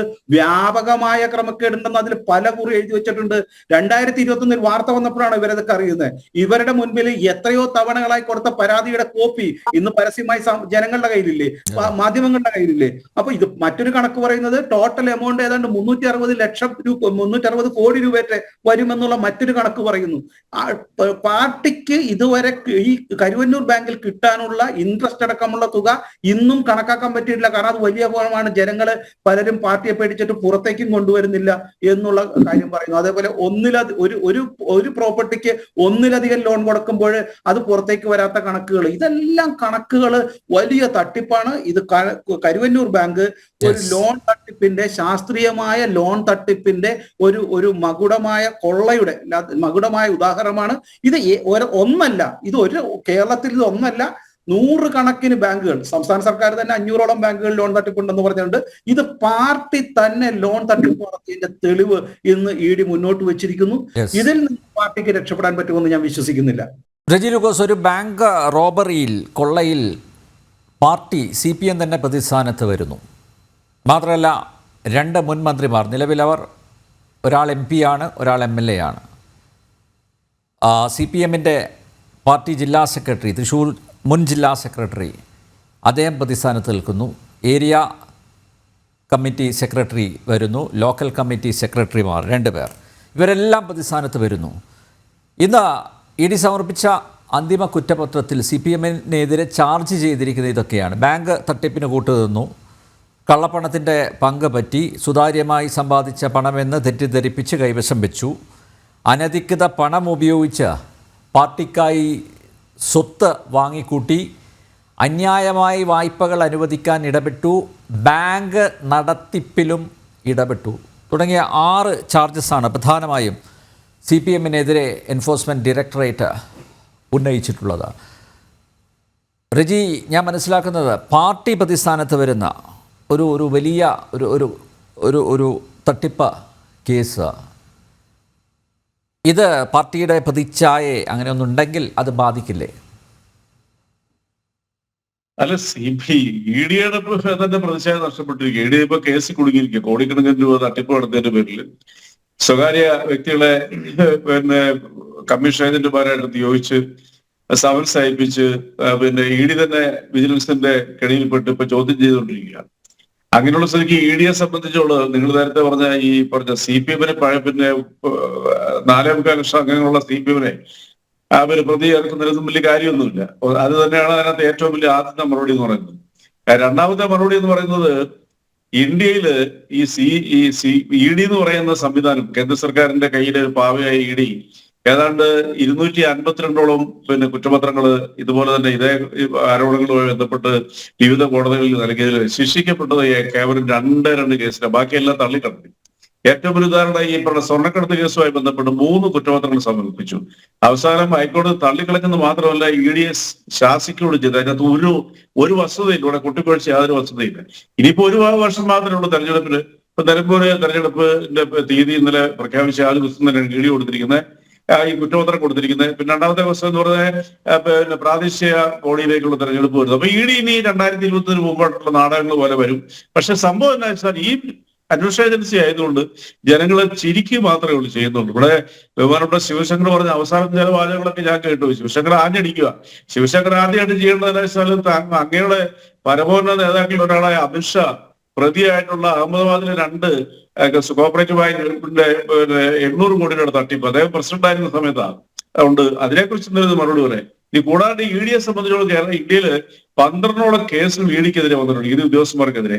അതിൽ ഹിമാചൽ പ്രദേശിലെ ഒരു ഉദ്യോഗസ്ഥന്റെ തട്ടിയെടുത്ത പൈസ എന്ന് പറയുന്നത് കോടാനുകോടികളാണ്. ഡൽഹിയില്, ഈവൻ ഗുജറാത്തില്, തമിഴ്നാട്ടില്, അതുപോലെ തന്നെ തെലങ്കാനയില് ഒക്കെ ഇവർ പ്രതിയായിട്ടുണ്ട്. ഇതുപോലെ ഈ സമൻസ് അയക്കുക, എന്നിട്ട് മൂന്നാമനെ പറഞ്ഞയക്കുക, കാശ് തട്ടിയെടുക്കുക. ഇതാണ് EDയുടെ സംവിധാനം എന്ന് പറയുന്നത്. പിന്നെ ഈ തൃശ്ശൂർ കരുവന്നൂർ ബാങ്കിലേക്ക് തന്നെ ഞാൻ വരാം. കരുവന്നൂർ ബാങ്കിൽ ഒന്നാം പ്രതിയായിട്ട് വരേണ്ടയാള് ഏറ്റവും കൂടുതൽ പൈസ തട്ടിയെടുത്ത്, കോടിയിൽ തട്ടിയെടുത്ത വിദ്വാനെയാണ് അവർ മാപ്പുസാക്ഷിയാക്കി ബാക്കി പ്രിയങ്കരനായ കേരളത്തിന്റെ രാഷ്ട്രീയത്തിന് അതീതമാണ് ബഹുമാനിക്കുന്ന കെ രാധാകൃഷ്ണനെ പോലും പിന്നെ പ്രതിസ്ഥാനത്ത് കൊണ്ടിരിക്കുന്നത്. കെ രാധാകൃഷ്ണൻ സാമ്പത്തിക തട്ടിപ്പാണെന്ന് പറഞ്ഞാൽ ഈ ഭൂമിയിൽ ആരെങ്കിലും വിശ്വസിക്കുക? അറ്റ്ലീസ്റ്റ് കേരളത്തിൽ ആരെങ്കിലും വിശ്വസിക്കും? നമ്പ്യാർ വിശ്വസിക്കോ? ബഹുമാനോട് ശിവശങ്കരൻ വിശ്വസിക്കോ? വിശ്വസിക്കുകയല്ല. അപ്പൊ ഇത്രയേ ഉള്ളൂ. തെരഞ്ഞെടുപ്പ് കാലം അടുക്കുമ്പോഴത്തേക്ക് ഇങ്ങനെ കൊട്ടിക്കൊഴിച്ച് കുറെ സംഭവം ഞാൻ വിശ്വസിക്കില്ലായിരുന്നു. പക്ഷേ സമീപകാലത്ത് ഞാൻ ചില കാര്യങ്ങളൊക്കെ അദ്ദേഹത്തെ കുറിച്ച് കേട്ടു. അത് ഞാൻ ഈ ചർച്ചയുടെ തുടക്കത്തിൽ ഞാനത് പരാമർശിച്ചിരുന്നു. അപ്പം ഞാൻ മാത്രമല്ല റെജി ലൂക്കോസ്, ഞാൻ ഒരു കാര്യം ചോദിച്ചോട്ടെ. ഈ കരുവന്നൂർ സഹകരണ ബാങ്കിൽ നടന്ന ഈ തട്ടിപ്പ് വെട്ടിപ്പ് കൊള്ള, ഇതിനെക്കുറിച്ച് CPM നേതൃത്വത്തിന് അറിയില്ല എന്നാണോ ഞങ്ങളെപ്പോലുള്ളവ മനസ്സിലാക്കേണ്ടത്? അല്ല, അവിടെ ചില ഉദ്യോഗസ്ഥന്മാർ നടത്തിക്കൊണ്ടിരുന്ന ഒരു കൊടുക്കൊള്ള, ഞാൻ പറഞ്ഞ ഒന്നാം പ്രതിയാകേണ്ട ആളെ അല്ല, ഈ സഹകരണ സ്ഥാപനങ്ങളെല്ലാം പാർട്ടിയുടെ നിയന്ത്രണത്തിലാണല്ലോ റെജി ലൂക്കോസ്, അവരുടെ മേൽനോട്ടത്തിലാണ് അല്ലേ? പാർട്ടിയെ അറിയാതെ ഒരു ഇല പോലും അനങ്ങില്ല എന്ന് റിജി ലൂക്കോസ് നന്നായിട്ട് അറിയാം. താങ്കൾക്ക് വേണമെങ്കിൽ തർക്കിക്കാം, ഈ ഒരു പ്ലാറ്റ്ഫോമിൽ തർക്കിക്കാം. പക്ഷേ പാർട്ടി അറിയാതെ ഈ ഒരു ബാങ്കിൽ ഇത്രയും 150 കോടി രൂപയുടെ തട്ടിപ്പ് നടക്കുമെന്ന് വിശ്വസിക്കാൻ മാത്രം കേരളത്തിലുള്ളവർ അത്രയും മടയന്മാരാണോ? അങ്ങനെയാണോ? അല്ല, കേരളത്തിലുള്ളവർ മടയന്മാരില്ല എന്നുള്ളതല്ലേ ഇതുവരെയുള്ള ജനവിധികൾ പിന്നെ കൃത്യമായി തെളിയിച്ചിരിക്കുന്നത്. കേരളത്തിലെ ജനങ്ങളെ മണ്ടന്മാരെ കൊള്ളയ്ക്ക് ശേഷമാണ് തൃശ്ശൂര് സുരേഷ് ഗോപി അങ്ങ് എടുത്തത്. അല്ല നമ്പ്യാരെ, നിങ്ങളിപ്പോ ഇത്ര ഒന്നും സംസാരിച്ചില്ല. ഞാനത് കുറച്ച് കഴിഞ്ഞ് പറയണം തോന്നുന്നത് ആഗ്രഹിച്ച. കേരളത്തിൽ 210 സഹകരണ ബാങ്കുകൾ ക്രമക്കേട് കണ്ടുപിടിച്ചിട്ടുണ്ട്. അത് 160 സ്ഥലത്തും ഭരിക്കുന്നത് കോൺഗ്രസ്സുകാരാണ്. അത് 12 ബാങ്കിൽ, ആപ്പാടെ 10-15 പിന്നെ ബാങ്കുകളുണ്ട് BJP ഭരിക്കുന്നുള്ളൂ. അതിൽ 12 ബാങ്കിൽ പിന്നെ കോടികളുടെ ക്രമക്കേട് കണ്ടുപിടിച്ചിട്ടുണ്ട്. അപ്പൊ അതൊക്കെ നിങ്ങൾ ആ വാർത്തയിൽ പറഞ്ഞാൽ പരിശോധിക്കായിരുന്നു. അല്ല, പറഞ്ഞാൽ കേരളത്തിൽ മുഴുവൻ എത്ര, ഞാൻ ആ ചർച്ചകളിൽ തന്നെ പങ്കെടുത്തിട്ടുണ്ട്. എനിക്ക് തോന്നുന്നത് ജനജീവനെ അടിക്കല്ലേ, കാരണം നിങ്ങൾ സപ്പോർട്ട് ചെയ്യുന്ന പാർട്ടിയുടെ കൊള്ളയല്ലേ. പാലക്കാട് സർവീസ് കോഓപ്പറേറ്റീവ് ബാങ്കിൽ നിന്ന് എത്ര രൂപ കൊള്ളയടിച്ചിരിക്കുന്നത്? ഞാൻ അങ്ങോട്ട് കണക്ക് പറയാം. അതുപോലെ തിരുവനന്തപുരം, എനിക്ക് ഓരോ ബാങ്കിന്റെ പിന്നെ പേരുകളെല്ലാം മനസ്സിൽ പെട്ടെന്ന് വരുന്നില്ല. അത് കേരളത്തിന്റെ മുഖ്യധാര മാധ്യമങ്ങളിലും ജനങ്ങളുടെ മനസ്സിലും മാസങ്ങളോട് ചർച്ച ചെയ്യപ്പെട്ട കാര്യങ്ങളല്ലേ. കരൂരിനെ പോലെ തന്നെ. അതുപോലെ പുൽപ്പള്ളി ബാങ്കിൽ സംഭവിച്ചത് KPCC ജനറൽ സെക്രട്ടറി ആയിരുന്നു KK എബ്രഹാം എന്ന് പറഞ്ഞ വ്യക്തി കോടിക്കണക്കിന് രൂപ ഒരു പാവപ്പെട്ടവന്റെ ബസ് പണയം വെച്ച് 60,000 രൂപ ബാങ്കിൽ വെച്ചതിന്റെ പേരിൽ കോടിക്കണക്കിന് തട്ടിപ്പ് നടത്തിയിട്ട് അയാൾ പോയി. അയാളെ എന്നിട്ട് അറസ്റ്റ് ചെയ്ത് കഴിഞ്ഞിട്ടുള്ള KPCC പ്രസിഡന്റ് സ്ഥാനത്ത് ജനറൽ സെക്രട്ടറി സ്ഥാനത്ത് അയാളെ മാറ്റിയില്ല. ഈ അടുത്ത കാലത്ത് അയാളെ മാറ്റി. അങ്ങനെ എന്തെല്ലാം തട്ടിപ്പുകൾ നടത്തിയിട്ടുണ്ട്. എന്നാൽ CPM ഭരിക്കുന്ന ആര് നടത്തിയാലും അവരെ എതിർക്കേണ്ടതാണ്, അവർ എതിർക്കപ്പെടേണ്ടതാണ്, അവർക്കെതിരെ ശക്തമായ നടപടി സ്വീകരിക്കേണ്ടതാണ്. അതായത് പാർട്ടി ഈ തട്ടിപ്പിനൊന്നും കൂട്ടു നിൽക്കുന്നില്ലെങ്കിൽ അവരെ ഒറ്റപ്പെടുത്തണം, അവരെ പുറത്താക്കണം. പക്ഷേ അങ്ങനെ ഒരു നടപടി ഇത് വലിയ വിവാദമായപ്പോഴല്ലേ ഉണ്ടായത്. ഇപ്പം ആർക്കെതിരെയാണ് നടപടി ഇപ്പോൾ എടുത്തിരിക്കുന്നത്? ഇപ്പോൾ ഈ അകത്ത് പോയി എനിക്ക് തോന്നുന്നു അരവിന്ദാക്ഷനെ പാർട്ടി പുറത്താക്കി എന്ന് തോന്നുന്നു.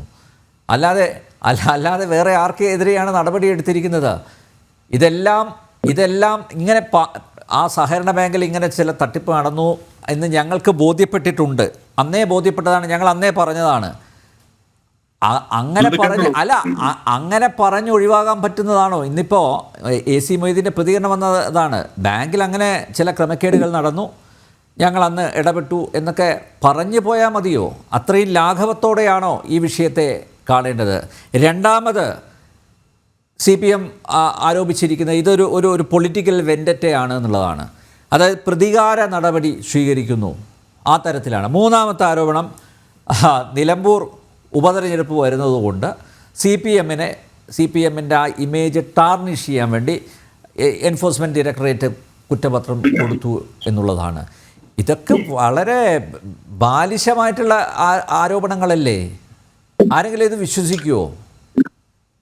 അല്ല, അനിൽനമ്പ്യാരെ, കേരളത്തിൽ ചെറുതും വലുതും അത് കൂടാണ്ട് തന്നെ മറ്റു എംപ്ലോയീസിന്റെ മറ്റു പല രീതിയിലുള്ള വനിതാ കൂട്ടായ്മയുടെ ഒക്കെ പേരിലുള്ള പല രീതിയിലും 13,000-ഓളം കോഓപ്പറേറ്റീവ് പിന്നെ ബാങ്കുകൾ കേരളത്തിൽ പ്രവർത്തിക്കുന്നുണ്ട്. ഈ 13,000 കോർപ്പറേറ്റ് ഭരിക്കുന്നതിൽ 85% CPMന്റെ നേതൃത്വത്തിലുള്ള ഭരണസമിതി ഭരിക്കുന്നത്. എന്തുകൊണ്ടാണ് അവിടെ എല്ലാവരും ജനങ്ങളെ ഈ പാർട്ടിനെ വിശ്വസിക്കുകയും ഭരണം ഏൽപ്പിക്കുകയും ചെയ്യുന്നത്? അവിടെ എവിടെയെങ്കിലും നിങ്ങൾക്ക് ഒരു കൊള്ളയടിച്ചായിട്ട് നിങ്ങൾക്ക് പറയാൻ പറ്റുമോ? എന്നാൽ കോൺഗ്രസ്സുകാരും BJP ഭരിക്കുന്ന ബാങ്കുകളുടെ കഥകൾ ഞാനിവിടെ ആവർത്തിച്ച് പറയണോ? ഞാൻ ഇപ്പൊ തന്നെ പറഞ്ഞു കഴിഞ്ഞു. കേരളത്തിൽ കോപ്പറേറ്റീവ് ബാങ്കിന്റെ ഓൾ ഓവർ അതായത് ഓൾമോസ്റ്റ് ഓൾ ടുഗദർ അതിന്റെ ടേൺ ഓവർ എന്ന് പറഞ്ഞ് ഏതാണ്ട് 7-8 ലക്ഷം കോടി രൂപ. ഈ പൈസ അടിച്ചെടുക്കാനുണ്ടല്ലേ കേന്ദ്ര സർക്കാർ ചരിത്രത്തിൽ ആദ്യമായിട്ട് ഒരു കോപ്പറേറ്റീവ് വകുപ്പുണ്ടാക്കുകയും അതിന്റെ മന്ത്രിയായിട്ട് അമിത്ഷാ സ്വയം അവരോധിക്കുകയും ചെയ്തത്. എന്തുകൊണ്ടാണ്? 2ാം സ്ഥാനമേ ഉള്ളൂ, പഞ്ചാബിനുള്ളൂ ഈ കോപ്പറേറ്റീവ് സെഗ്മെന്റിൽ. അപ്പൊ കേരളത്തിലെ ജനങ്ങളുമായിട്ട് ദൈനംദിനം തന്നെ ഇടപഴകി ജീവിക്കുകയും കേരളത്തിലെ ജനങ്ങളിൽ വിദ്യാഭ്യാസ ലോൺ കൊടുക്കുന്നതിന് ഏറ്റവും മുമ്പിൽ നിൽക്കുന്നത്, വിദേശ പഠനത്തിന് വേണ്ടി പൈസ കൊടുക്കുന്നതിന് ഏറ്റവും മുമ്പിൽ നിൽക്കുന്നത്, അങ്ങനെ ജനങ്ങളുടെ ജീവിതമായിട്ട് ഏറ്റവും അടുത്ത് ഇടപഴകുന്ന രക്തധമനിയുള്ള പോലെയുള്ള ഒരു ബന്ധമാണ് പിന്നെ ഈ പറയുന്ന കോപ്പറേറ്റീവ് ആ സഹകരണ സ്ഥാപനങ്ങളല്ലേ സ്വയം നശിപ്പിക്കാൻ ശ്രമിച്ചത്. അതിലുള്ള വിഷമാണ് ഞാൻ പറയുന്നത് റിജി. താങ്കൾ പറയുന്ന പോലെ സാധാരണക്കാർക്ക് എപ്പോഴും സമീപിക്കാവുന്ന ഒരു സംവിധാനം ശരിയാണ്. ഇടതുപക്ഷം നിങ്ങളുടെ കയ്യിലാണ് അത് ഭൂരിപക്ഷം ബാങ്കുകളും ഉള്ളത്. എന്ത് പറഞ്ഞാലും ഇപ്പം കോൺഗ്രസിൻ്റെ കയ്യിലാണ് ഏറ്റവും കൂടുതൽ ബാങ്കുകൾ എന്ന് പറഞ്ഞാലും മറ്റ് കോപ്പറേറ്റീവ് സൊസൈറ്റികളൊക്കെ ഉണ്ടല്ലോ. മൊത്തത്തിൽ നോക്കുകയാണെങ്കിൽ അതിൻ്റെ തലപ്പത്ത് CPM തന്നെയാണ്. അങ്ങനെ വിശ്വാസ്യമായിട്ടുള്ള ഒരു സംവിധാനത്തെ തകർക്കാൻ ശ്രമിക്കുന്നത് ആരാണ്? പുറത്തുനിന്ന് ആരുമല്ലല്ലോ, പാർട്ടിക്ക് അകത്തുള്ളവർ തന്നെയല്ലേ. അതല്ല ഞാൻ പറഞ്ഞു വന്നത്. ഈ പറയുന്ന CPMന്റെ നേതൃത്വത്തിലുള്ള LDF ഭരിക്കുന്ന അല്ലെ CPM ഭരിക്കുന്ന കോപ്പറേറ്റീവ് ബാങ്കുകളിലേക്ക് പിന്നെ ഡയറക്ടർ ബോർഡ് മെമ്പേഴ്സിനെ തെരഞ്ഞെടുക്കുന്നത് തമിഴ്നാട്ടിൽ നിന്ന് ആന്ധ്രയിൽ നിന്ന് വന്ന് വോട്ട് ചെയ്തില്ലല്ലോ. അത് കേരളത്തിലെ ജനങ്ങൾ തന്നെ തെരഞ്ഞെടുക്കുന്നില്ല. അപ്പൊ അത് അത്രയും വിശ്വാസ്യതയുള്ള ഒരു സെഗ്മെന്റ് ആണ് ഈ കോപ്പറേറ്റീവ് സെഗ്മെന്റ് എന്ന് പറഞ്ഞാൽ. അതിനെ തകർക്കാൻ നിങ്ങൾ കുറെ കഠിനാധ്വാനം ചെയ്യുന്നുണ്ട്, ഓവർ ടൈം ജോലി ചെയ്യുന്നുണ്ട്. അത് നടക്കത്തില്ല. പിന്നെ അനിതമ്പ്യാലും നിങ്ങൾ ഭരിക്കുന്ന ബാങ്കുകളിൽ നിങ്ങൾ ഭരിക്കുന്ന BJP ഭരിക്കുന്ന ബാങ്കുകളിൽ 86% ബാങ്കുകളിലും കൊള്ളകളാണ് നടന്നുകൊണ്ടിരിക്കുന്നത്. അതിവിടെ വെളിച്ചത്ത് വന്നില്ലേ? നിങ്ങൾ എങ്ങനെയാണ് പിന്നെ ഇരുന്നുകൊണ്ട് ഈ ചാനലിൽ ഇരുന്നുകൊണ്ട് ഇതിനെ ഈ രീതിയിൽ വക്രീകരിക്കുന്നത്? ഞാനൊരു കാര്യം ചോദിക്കട്ടെ. ഈ പിന്നെ നമ്പ്യാർക്കറിയാം, എത്രയോ സൂര്യ TV മുതൽ മാധ്യമപ്രവർത്തനത്തിലെ വ്യക്തി നമ്മളെന്നുള്ള നല്ല ബന്ധമുള്ളവരാ. ഞാൻ ചോദിക്കട്ടെ, നമ്പ്യാർ ഒറ്റ ചോദ്യം ചോദിക്കട്ടെ. ഈ EDയെ സംബന്ധിച്ചോളം അതിന് വിശ്വസ്തതയ്ക്ക് എന്തെങ്കിലും അടിസ്ഥാനമുണ്ടോ? ഇത് രാഷ്ട്രീയപരമായിട്ട് ഉപയോഗിക്കുന്ന ഒരു ഉപകരണമല്ലേ? 2021 മുമ്പായിട്ട് കേരളത്തിൽ നടത്തിയ നാടകങ്ങളും ഹൈക്കോടതിയിൽ ശാസന വാങ്ങിച്ചതും നിങ്ങളുടെ മുമ്പിലില്ലേ? അത് ഞാൻ റെജിലുക്കോസ് പറഞ്ഞിട്ട് നേരത്തെ ഒരു കാര്യം പറഞ്ഞു. കൊച്ചിയിലെ ഒരു ED ഉദ്യോഗസ്ഥൻ കൈക്കൂലി ചോദിച്ചു എന്നൊരു കേസ്. അതിൽ ED ഉദ്യോഗസ്ഥൻ ഇതുവരെ പ്രതി ചേർത്തിട്ടില്ല കേട്ടോ. നിങ്ങളുടെ വിജിലൻസ് ആണ് അത് അന്വേഷിക്കുന്നത്. അദ്ദേഹത്തെ ഇതുവരെ പ്രതി ചേർത്തിട്ടില്ല കേട്ടോ. മാത്രമല്ല ഇതൊരു സംവിധാനമാണ്. ഏതെങ്കിലും ഒരു ഉദ്യോഗസ്ഥൻ കൈക്കൂലി വാങ്ങിയെന്ന് വിചാരിച്ച് തകർന്നു പോകുന്ന ഒരു സംവിധാനമല്ല ഇത്. ഇപ്പോൾ നോക്കൂ, വിജിലൻസ് ഉദ്യോഗസ്ഥരിൽ കൈക്കൂലിക്കാരില്ലേ? ചിലരെയൊക്കെ പിടിച്ചിട്ടില്ലേ? നേരിട്ട് പിടിച്ച് എന്ന് വെച്ച് വിജിലൻസ് മൊത്തം ആ സംവിധാനം മൊത്തം അത് പിന്നെ അഴിമതി നടത്തുന്നവരാണ് എന്നാണോ കരുതേണ്ടത്? അല്ലല്ലോ. എല്ലാ വകുപ്പുകളിലും ഇതുപോലുള്ള പുഴുക്കുത്തുകളുണ്ടാവും. അതിൽ 1-2 പേര് തെറ്റിയെന്ന് വിചാരിച്ച് ആ സംവിധാനത്തിൻ്റെ വിശ്വാസ്യത അത് ചോദ്യം ചെയ്യേണ്ടതാണോ? 1-2 ചുമ്മാ അങ്ങനെയൊക്കെ പറഞ്ഞു പോകുന്നത്. 12 ED ഉദ്യോഗസ്ഥന്മാരുടെ പേരിൽ ഇപ്പോൾ കോടിക്കണക്കിന് രൂപ 6 പേര് ജയിലില്ല അല്ല ഈ രാജ്യത്തുണ്ട്. ED എൻഫോഴ്സ്മെന്റ് ഡയറക്ടറേറ്റിന്റെ ചുമ്മാ അങ്ങനെ 1-2 പറഞ്ഞാൽ നിങ്ങൾക്ക് പോലും ജനം കേട്ടോണ്ടിരിക്കുന്നതാ. ഇനി ഞാൻ എന്നെ കൊണ്ട് പറയിപ്പിക്കാതിരിക്കാതെ, അത് ശരിയല്ലല്ലോ. ഇവിടെ 3-4 പേരല്ലേ ഉള്ളൂ. ഞാൻ ഒരു കാര്യം പറയട്ടെ. സുപ്രീം കോടതി അങ്ങ് വിശ്വസിക്കുന്നുണ്ടോ? വിശ്വസിക്കുന്നുണ്ടല്ലോ. നമ്മളെല്ലാവരും പരമോന്നത കോടതി വിശ്വസിക്കുന്നത്, നിയമവ്യവസ്ഥ വിശ്വസിക്കുന്നത്. സുപ്രീം കോടതി മുൻ പിന്നെ ഇപ്പോഴത്തെ പിന്നെ ജാർഖണ്ഡ് മുഖ്യമന്ത്രി അന്ന് അറസ്റ്റ് ചെയ്ത് ജയിലിലിട്ടു, അത് ജാമ്യം കൊടുത്തും പറഞ്ഞ ബാധ എന്നറിയോ? അത് നമ്പ്യാരോട് ഞാൻ പ്രത്യേകം പറയേണ്ട കാര്യമില്ലോ. Where is the evidence? ഒരു ഭരണാധികാരി നിങ്ങൾ എത്ര നാളാണ് ഇങ്ങനെ അകത്ത് ഇടണമെന്നാണ് ചോദിച്ചത്. കപിൽ സിബലിന്റെ പിന്നെ വാദത്തിനിടയ്ക്കാണ് EDയുടെ വക്കീലുമാരോട് ചോദിച്ചു. അങ്ങനെയാണ് അദ്ദേഹത്തിന് ജാമ്യം കൊടുക്കുന്നത്. ഇനി പിന്നെ സാക്ഷാൽ കേജ്രിവാളിന്റെ വാദങ്ങൾ ഹൈക്കോടതി നടന്ന അവസാനം സുപ്രീം കോടതിയിൽ എത്തിയപ്പോ സുപ്രീം കോടതി ചോദിച്ചൊരു ചോദ്യമുണ്ട് EDയോട്, എന്തിനാണ് നിങ്ങൾ ഇത്രയും ദീർഘനാള് ഇതേ ചോദ്യം ആവർത്തിച്ചു? അതിലപ്പുറം ഒരു കാര്യം റെജിലുക്കോസോ CPO പറയേണ്ട കാര്യമുണ്ട്. കേജ്രിവാൾ കിടന്നു, അയാൾക്ക് നേരത്തെ ആവാമായിരുന്നില്ലേ? അദ്ദേഹം തെളിവുകൾ ഹാജരാക്കേണ്ട ഉത്തരവാദിത്വം അദ്ദേഹത്തിനല്ലേ? എന്തുകൊണ്ട് അദ്ദേഹത്തിന് കോടതിയെ ബോധ്യപ്പെടുത്താൻ സാധിച്ചില്ല? എത്ര കാലം കിടന്നു? അതുപോലെ മനീഷ് സിസോദിയ 1.5 വർഷം കിടന്നില്ലേ? അത് ഞാൻ പറഞ്ഞല്ലോ, ഇവരുടെ പേര് ജാമ്യം കൊടുത്തപ്പോൾ സുപ്രീം കോടതി പറഞ്ഞ നിരീക്ഷണങ്ങളും സുപ്രീം കോടതി അങ്ങനെ സുപ്രീം കോടതിയുടെ നിരീക്ഷണം ഡിഫമേഷൻ കേസ് പോലും മനീഷ് സിസോദിയോ ഞാൻ ഇന്റർവ്യൂ ചെയ്തിട്ടുള്ളതാണ്. ഈ പറയുന്ന കേജ്രിവാളോ ED-ക്കെതിരെ ഒരു ഡിഫമേഷൻ ഫയൽ പോലും സ്യൂട്ട് ചെയ്തിട്ടില്ലല്ലോ. അല്ല, അത് കോടതി അന്തിമ വിധി വന്നതിന് ശേഷമല്ലേ ചെയ്യാൻ പറ്റത്തുള്ളൂ. അതെന്ത് നിയമവ്യവസ്ഥയോട് ചോദിക്കുന്നത്? അദ്ദേഹം ഇപ്പൊ ജാമ്യത്തിലാ. ഈ പറയുന്ന ജാർഖണ്ഡ് മുഖ്യമന്ത്രി ജാമ്യത്തിലാണ്. മനീഷ് സിസോഡിയ 18 മാസങ്ങളൊക്കെയാണ് ജാമ്യം കിട്ടി പുറത്തു വന്നപ്പോൾ. അത് മാത്രമല്ല, അവരുടെ സഞ്ജീവ് സിംഗ് എന്ന് പറയുന്ന വേറൊരു മന്ത്രി ഉണ്ടായിരുന്നു. അവരെല്ലാം ജാമ്യത്തിലാണ് ഇപ്പോൾ. അപ്പൊ ഡിഫർമേഷൻ കേസ് എപ്പോഴാണ് കൊടുക്കണ്ടേ? കോടതി വന്ന് വിധി വന്ന് അത് തള്ളിക്കളയുമ്പോഴത്തേക്കാണ്. അല്ലാണ്ട് കോടതിയുടെ പരിഗണന ഇരിക്കുമ്പോഴാണ് ഇത് കൊടുക്കുന്നത്. എനിക്കറിയത്തില്ല, ഞാൻ പഠിച്ച നിയമവ്യവസ്ഥയിൽ അങ്ങനെ നിയമവ്യവസ്ഥയില്ല. അതെല്ലാം പോട്ടെ, എന്റെ ചോദ്യത്തിന് മറുപടി പറയൂ. കേരളത്തിൽ ഈ ED എന്ന് പറയുന്ന ഈ എൻഫോഴ്സ്മെന്റ് ഡയറക്ടറെ കുറിച്ച് ഈ പറയുന്ന രീതിയിലുള്ള രാഷ്ട്രീയ ഉപകരണമായി പ്രവർത്തിച്ചിരിക്കുന്ന ഈ ഏജൻസിയെ കുറിച്ച് നമ്മുടെ ബഹുമാനപ്പെട്ട ഹൈക്കോടതി എന്താണ് പറഞ്ഞത് 3 തവണ? അത് നിങ്ങൾ മറുപടി പറയണ്ടേ?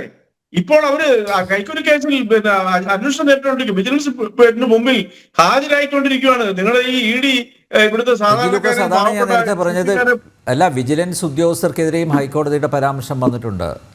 ചില കേസുകളിൽ സമാനമായ കേസുകളിൽ അല്ല വിജിലൻസ്. അതാ ഞാൻ ചോദിച്ചത്. ഇപ്പൊ ഈ 1-2 ഉദ്യോഗസ്ഥര് ചെയ്യുന്ന തെറ്റിന് ആ സംവിധാനം അതിനെ മൊത്തം നിങ്ങൾ പ്രതിക്കൂട്ടിലാക്കുകയാണ്. അത് ശരിയായ നടപടിയാണോ എന്നുള്ളതാണ് ഞാൻ പറഞ്ഞല്ലോ. എല്ലാ വകുപ്പുകളിലും ഇതുപോലുള്ള കള്ളനാണയങ്ങളുണ്ട്. ആ കള്ളനാണയങ്ങളെ തുറന്നു കാട്ടുക തന്നെ വേണം. മുഖം നോക്കാതെ തുറന്നു കാട്ടണം എന്ന് വെച്ച് എൻഫോഴ്സ്മെന്റ് ഡയറക്ടറേറ്റ് കൊള്ളില്ല, അല്ലെങ്കിൽ CBI കൊള്ളില്ല, അങ്ങനെ മൊത്തത്തിൽ അടച്ചാക്ഷേപിക്കേണ്ടതുണ്ടോ? നിങ്ങൾ അഴിമതി നോർമലൈസ് ചെയ്യുകയാണ് റെജി ലൂക്കോസ്. നിങ്ങളിപ്പോൾ എവിടെ വരെ പോയി? ഇപ്പോൾ കരുവന്നൂരിൽ ആരാ അതിൽ ആ കരുവന്നൂർ സഹകരണ ബാങ്കിൽ നിക്ഷേപിച്ചവരിൽ ഭൂരിപക്ഷവും ആരാണ്? നിങ്ങളുടെ പാർട്ടിക്കാരാണ്. ഇപ്പോഴും ഞാൻ ഓർക്കുകയാണ്, ആ പെട്ടി ഓട്ടോ ഓടിച്ച് നടന്ന ആ മാപ്രാണത്തെ ജോഷിച്ചേട്ടൻ അദ്ദേഹത്തിൻ്റെ ആ വിലാപം അന്ന് ഞങ്ങൾ ജനസഭ നടത്തിയപ്പോൾ അവിടെ ഒന്ന് കരഞ്ഞു പറഞ്ഞ അദ്ദേഹത്തിൻ്റെ ഭാര്യ അദ്ദേഹത്തിന് നഷ്ടപ്പെട്ടു, ചികിത്സിക്കാൻ പറ്റിയില്ല. അങ്ങനെ എത്ര പേരെ കണ്ണീര് കുടിപ്പിച്ചിട്ടുണ്ട്. അത് എനിക്ക് പറയാമോ? എനിക്ക് മറുപടി ഞാൻ മറുപടി പറയട്ടെ. ഞാനിപ്പോ വൈകിയ വന്ന് ചോദിച്ചു. ഞാൻ ചോദിക്കേണ്ട അല്ലെന്നും പേര് നിങ്ങൾക്ക് ഇലക്ട്രൽ ബോണ്ടിനെ കുറിച്ച് ചർച്ച ചെയ്യാനുള്ള നട്ടലുണ്ടോ? 17,000 കോടി രൂപയാണ് ലോകത്തിൽ കണ്ട ഏറ്റവും വലിയ അഴിമതി നിങ്ങൾ നടത്തിക്കുന്നത് ഇലക്ട്രൽ ബോണ്ടിലൂടെ. നിങ്ങൾക്ക് ഒരു ചർച്ച നടത്താനുള്ള അധികം തൻ്റെ ഉണ്ടോ? ഞാൻ വന്നിരിക്കാം, എന്നെ വിളിച്ചാൽ മതി. ഉണ്ടോ? അതൊക്കെ അന്നേ ചർച്ച നടത്തിയാണ് റെജി. അന്ന് ഉണ്ടായിരുന്നില്ല എന്നുള്ളതാണ്. അന്നേ ചർച്ച നടത്തിയാണ്. അതിന്റെ നിജസ്ഥിതി എന്താണ്, ഈ ബോണ്ടിന്റെ നിജസ്ഥിതി എന്താണെന്ന് കൃത്യമായി ഒരു സംവാദത്തിലൂടെ നമുക്ക് പൊതുസമൂഹത്തെ, പ്രേക്ഷകരെ ബോധ്യപ്പെടുത്താൻ സാധിച്ചിട്ടുണ്ട്. അവിടെ നിങ്ങൾ സമാനമായിട്ട് ഞാൻ ഒറ്റ കാര്യം ചോദിച്ചോട്ടെ. നിങ്ങൾ ഈ പാട്ടപ്പിരിവ് മാത്രമാണോ? ആ പാട്ടപ്പിരിവിലൂടെ മാത്രമാണോ ഇത്രയും കോടികൾ സമ്പാദിച്ചതാണോ? എല്ലായിടത്തും ആസ്തി ഉണ്ടല്ലോ. ഇന്നിപ്പം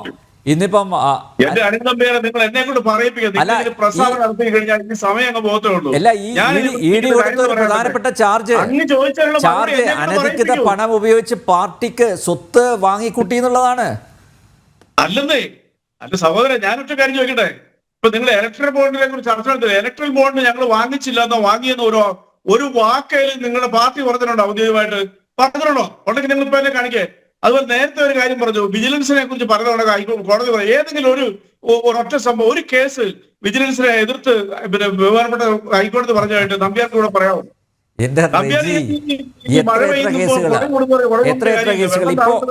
ഇപ്പൊ എന്റെ പക്കൽ ഞാൻ അയച്ചു സുഹൃത്തിന് പറയാൻ പറ്റുമോ? വേണ്ട, എന്റെ പ്രിയപ്പെട്ട സുഹൃത്ത്, ഞങ്ങൾ വളരെ അടുത്ത സുഹൃത്തുക്കളെ ശിവശങ്കർ പറയാൻ പറ്റുമോ? ഇല്ല. എന്താ ED-യെ കുറിച്ച് പറഞ്ഞിരിക്കുന്നു. ED-യെ K. രാധാകൃഷ്ണനെ പോലെ ഒരു സ്വാത്വികനായ അദ്ദേഹം എന്താ പറയാ കൃഷി പോലും ചെയ്ത് മാതൃക കാണിക്കുന്ന സാധാരണക്കാരായ മനുഷ്യൻ അദ്ദേഹത്തിനെ പോലെ പ്രതിയാക്കി. നിങ്ങൾ എന്തിന്റെ പേരിലാണ് നിങ്ങളുടെ ED ഈ പാർട്ടിനെ പ്രതിയാക്കിയിരിക്കുന്നത്? ആ പാർട്ടിയെ പ്രതിയാക്കുമ്പോൾ 4.25 ലക്ഷം വരുന്ന ഞങ്ങളുടെ പാർട്ടി മെമ്പർമാരെല്ലാം പ്രതിയല്ലേ? അത്രയും വിശുദ്ധരാണല്ലോ പാർട്ടിയും ഞങ്ങളുടെ പാർട്ടി വിശുദ്ധപ്പെട്ടതെന്ന് ഞങ്ങൾ അവകാശപ്പെടുന്നില്ല. ഞങ്ങളുടെ party better than any other parties in India. Number ഞങ്ങളുടെ പാർട്ടി ഉള്ളതുകൊണ്ടാണ് സത്യം പറയുകയാണെന്നുണ്ടെങ്കിൽ കേരളത്തിൽ ഇപ്പോൾ ഈ സഹകരണ മേഖല ഇപ്പോഴും പിടിച്ചു നിൽക്കുന്ന ജനങ്ങളുടെ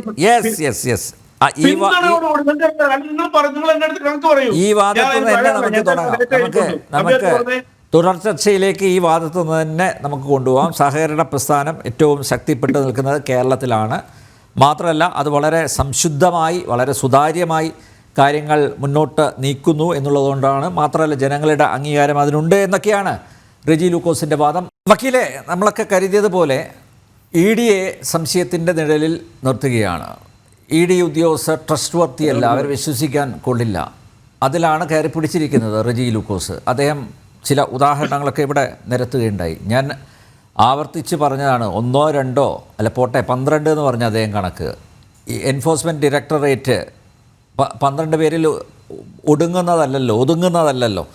അപ്പോൾ നോക്കൂ, അതുകൊണ്ട് ഈ ഒരു സംവിധാനത്തിൻ്റെ കീഴിൽ നടന്ന അന്വേഷണം അതിൽ ഞങ്ങൾക്ക് ഉൾക്കൊള്ളാൻ പറ്റില്ല. മാത്രമല്ല രാധാകൃഷ്ണനെ പോലുള്ള വിശുദ്ധരെയൊക്കെ പ്രതി ചേർത്തു എന്ന് പറഞ്ഞാണ് ഇവരുടെ വിലാപം. ഇനി വരാൻ പോകുന്നത് അതൊക്കെ തന്നെയാണ്. എന്താണ് റെജിയുടെ വാദങ്ങളിൽ നിന്ന് മനസ്സിലാക്കേണ്ടത്?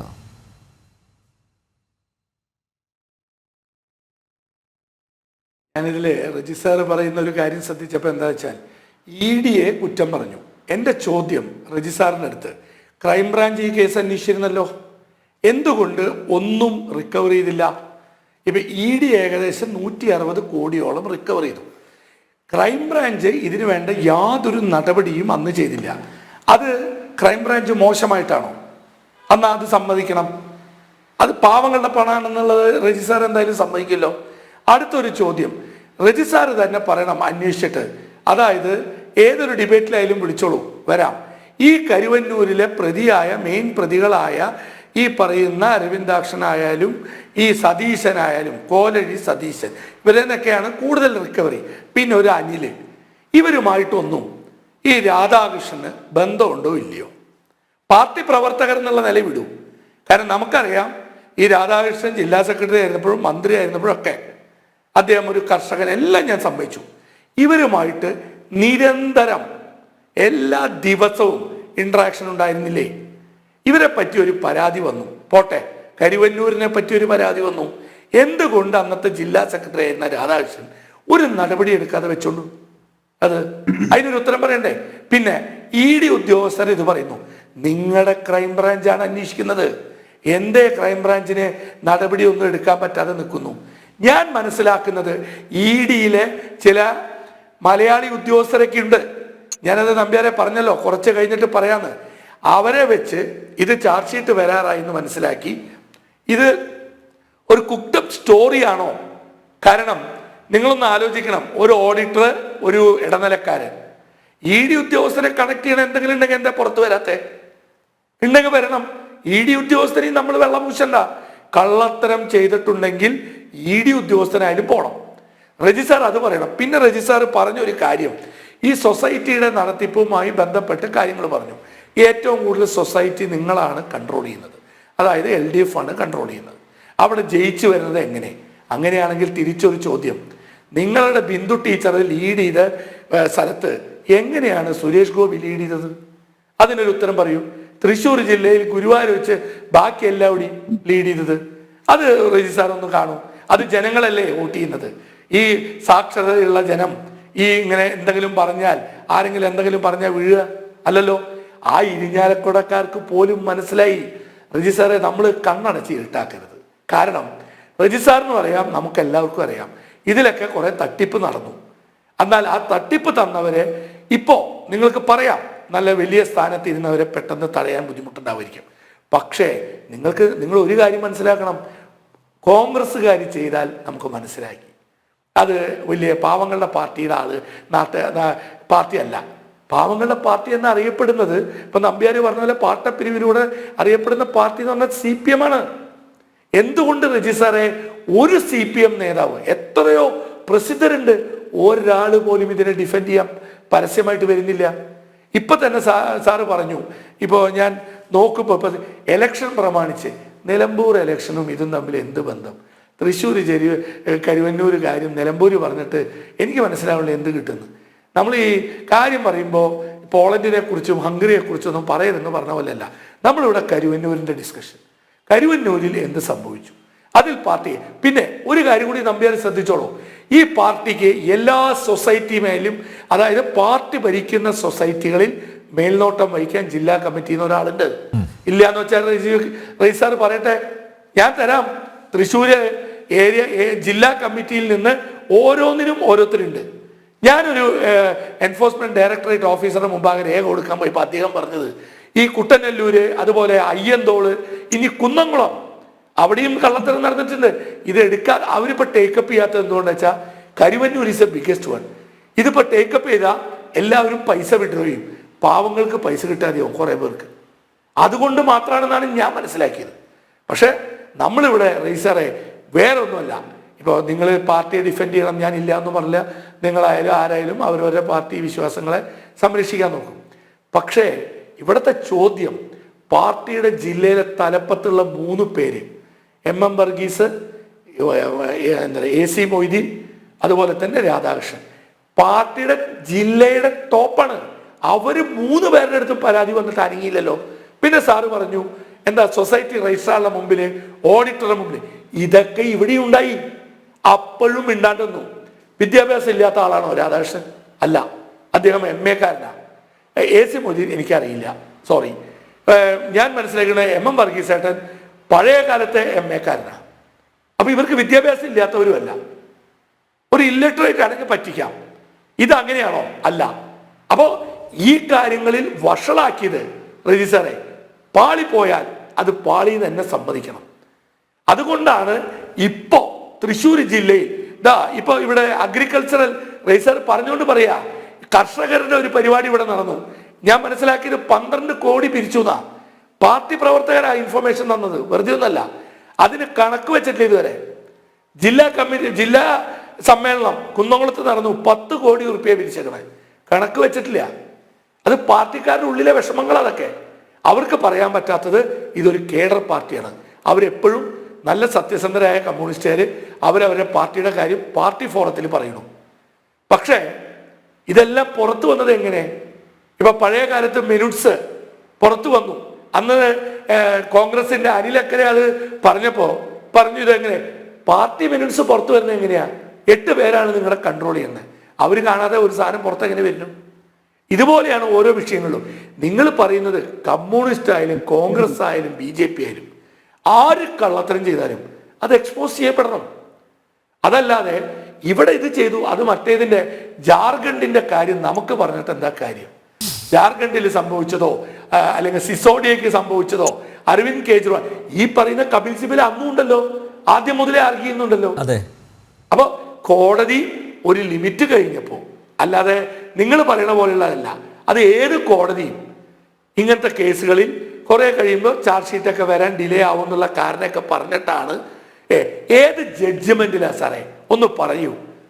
1 2 ഇതല്ലാതെ സാറ് പറഞ്ഞ പോലെ 12 13 ഒക്കെ പറഞ്ഞു.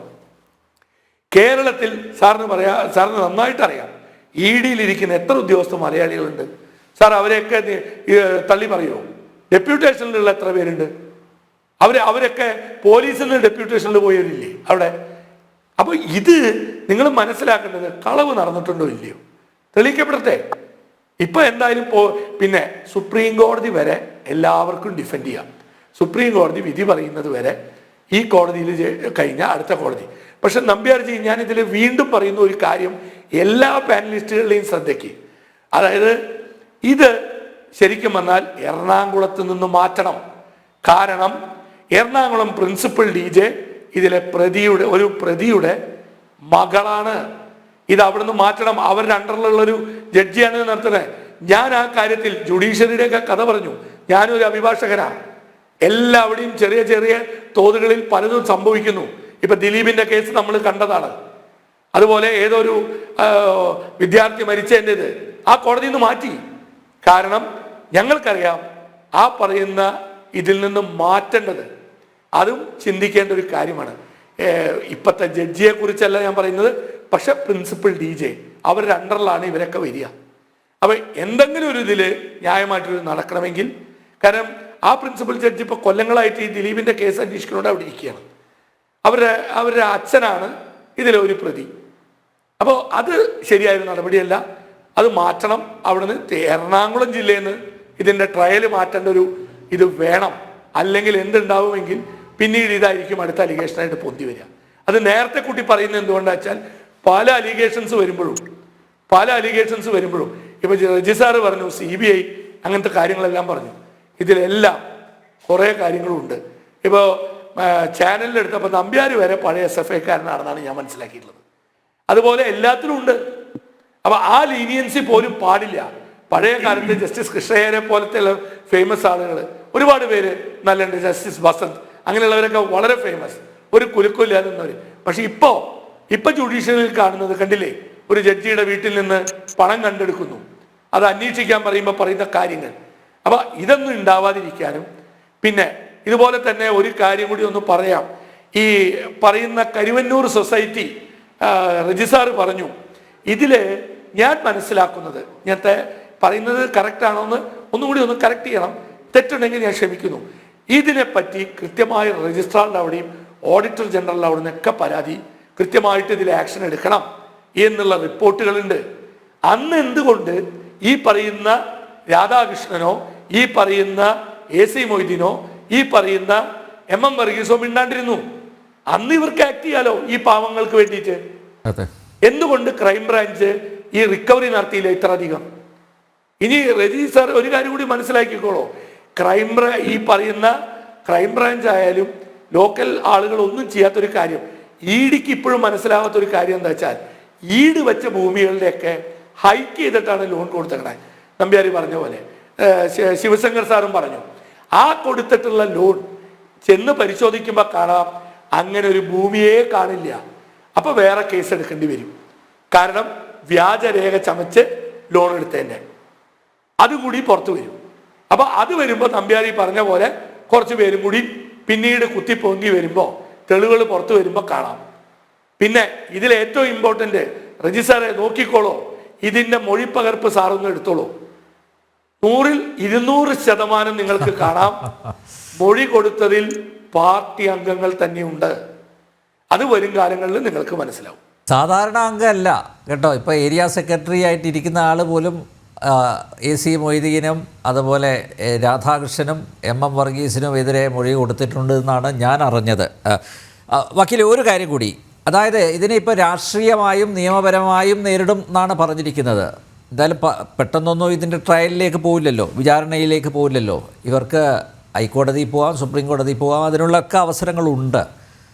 അപ്പോൾ ഇത് രാഷ്ട്രീയമായും നിയമപരമായി, രാഷ്ട്രീയമായി പറയട്ടെ ഇതുപോലുള്ള ആരോപണങ്ങളാണല്ലോ, പക്ഷേ നിയമപരമായി ഇത് ക്വാഷ് ചെയ്യാനുള്ള, ഈ കുറ്റപത്രം റദ്ദാക്കാനുള്ള ആ സാധ്യതകൾ തേടും എന്ന കാര്യത്തിൽ യാതൊരു സംശയവുമില്ല. അതിനെത്രത്തോളം സാധ്യതയുണ്ട്? അങ്ങനെ പോവുകയാണെങ്കിൽ ഈ കുറ്റപത്രം റദ്ദാക്കാനുള്ള സാധ്യതയുണ്ടോ? താങ്കൾ എന്തെങ്കിലും മനസ്സിലാക്കുന്നുണ്ടോ? ഒരു ഇനീഷ്യൽ സ്റ്റേജിൽ ഒരു കാലത്തും ഇത് ചെയ്യില്ല. പിന്നെ ഇവർക്ക് അണികളുടെ ഇടയിൽ പറയാൻ വേണ്ടി നിയമപ്രകാരം ഇത് നിലനിൽക്കില്ല. ഇത് അതിനൊന്നുമല്ല. ഇത് തൽക്കാലം പിടിച്ചു നിൽക്കാനുള്ള ഒരു ഉത്തരം വേണം. ഇത് ഈ കേസുകളിൽ എല്ലാവരും ഇൻഡിവിജ്വലായിട്ട് ഈ 87 പേർക്കും ഇൻവോൾവ്മെന്റ് എന്താണെന്ന് വ്യക്തമായിട്ട് ഈ പറയുന്ന ED കുറ്റപത്രത്തിൽ സമർപ്പിച്ചിട്ടുണ്ടാവും. അത് വെച്ചിട്ട് എന്തായാലും ഒരു ഇനീഷ്യൽ സ്റ്റേജിൽ ഇത്രയും വലിയൊരു കോൺട്രവേഴ്സി ആയിട്ടുള്ള ഇത്രയും ഹൈ മാഗ്നിറ്റ്യൂഡുള്ള കേസും ഒരു കാലത്തും പെട്ടെന്നൊന്നും പറ്റില്ല. ഇവർ ശ്രമിക്കുക, ലോവർ കോടതിയിൽ കൊടുക്കും, അവിടെ തള്ളിയാൽ ഹൈക്കോടതിയിൽ പോയി ഒരു സ്റ്റേ മേടിച്ചിടുക. ഇതാണ് അവരുടെ ഉദ്ദേശം. ഓക്കെ, PR ശിവശങ്കർ, ED രാഷ്ട്രീയ അതല്ലാതെ നമ്പ്യാര് നിങ്ങൾ വിചാരിക്കുന്ന പോലെ നടക്കില്ല, എളുപ്പമല്ല. എളുപ്പമല്ല. ED രാഷ്ട്രീയ ആയുധമാക്കുന്നു എന്നുള്ള സ്ഥിരം ആരോപണം. അതിന് റിജി അങ്ങ് പിന്നെ ജാർഖണ്ഡിലും അതുപോലെ ഡൽഹിയിലും സിസോദിയും പിന്നെ നമ്മുടെ കേജ്രിവാളും എല്ലാം പോയി. അത് യേശുവോ ആ ഒരു ആയുധം അതിന് മൂർച്ചയുണ്ടാവുമോ? എനിക്ക് സത്യത്തിൽ റെജിയോട് ഇപ്പോഴാണ് വളരെ ബഹുമാനം തോന്നിയത്. ഈ ആരോപണം റെജി ഉന്നയിച്ചിരുന്നെങ്കിൽ ഞാൻ ഈ ഉത്തരം എങ്ങനെ പറയുന്ന ആലോചിച്ചിരിക്കും. ഞാൻ അനിൽ നമ്പ്യാനോ ടെക്സ്റ്റ് എങ്ങാനും ചെയ്തിട്ട് ഇത് പറയേണ്ടി വരുമോ എന്ന്. അപ്പൊ കൃത്യമായിട്ട് റെജി ആ ട്രാപ്പിൽ വന്ന് വീണു. എനിക്ക് അത്ഭുതം തോന്നി. റെജി ഇങ്ങനെ പറയുന്ന വിചാരിച്ചില്ല. ഗോവിന്ദൻ സഖാവിന് അത് പറയാം, അദ്ദേഹത്തിന് എന്തും പറയാം. പക്ഷെ റെജി വന്ന് കൃത്യമായിട്ട് ആ ട്രാപ്പിൽ ഒന്ന് വീണ് കിട്ടി.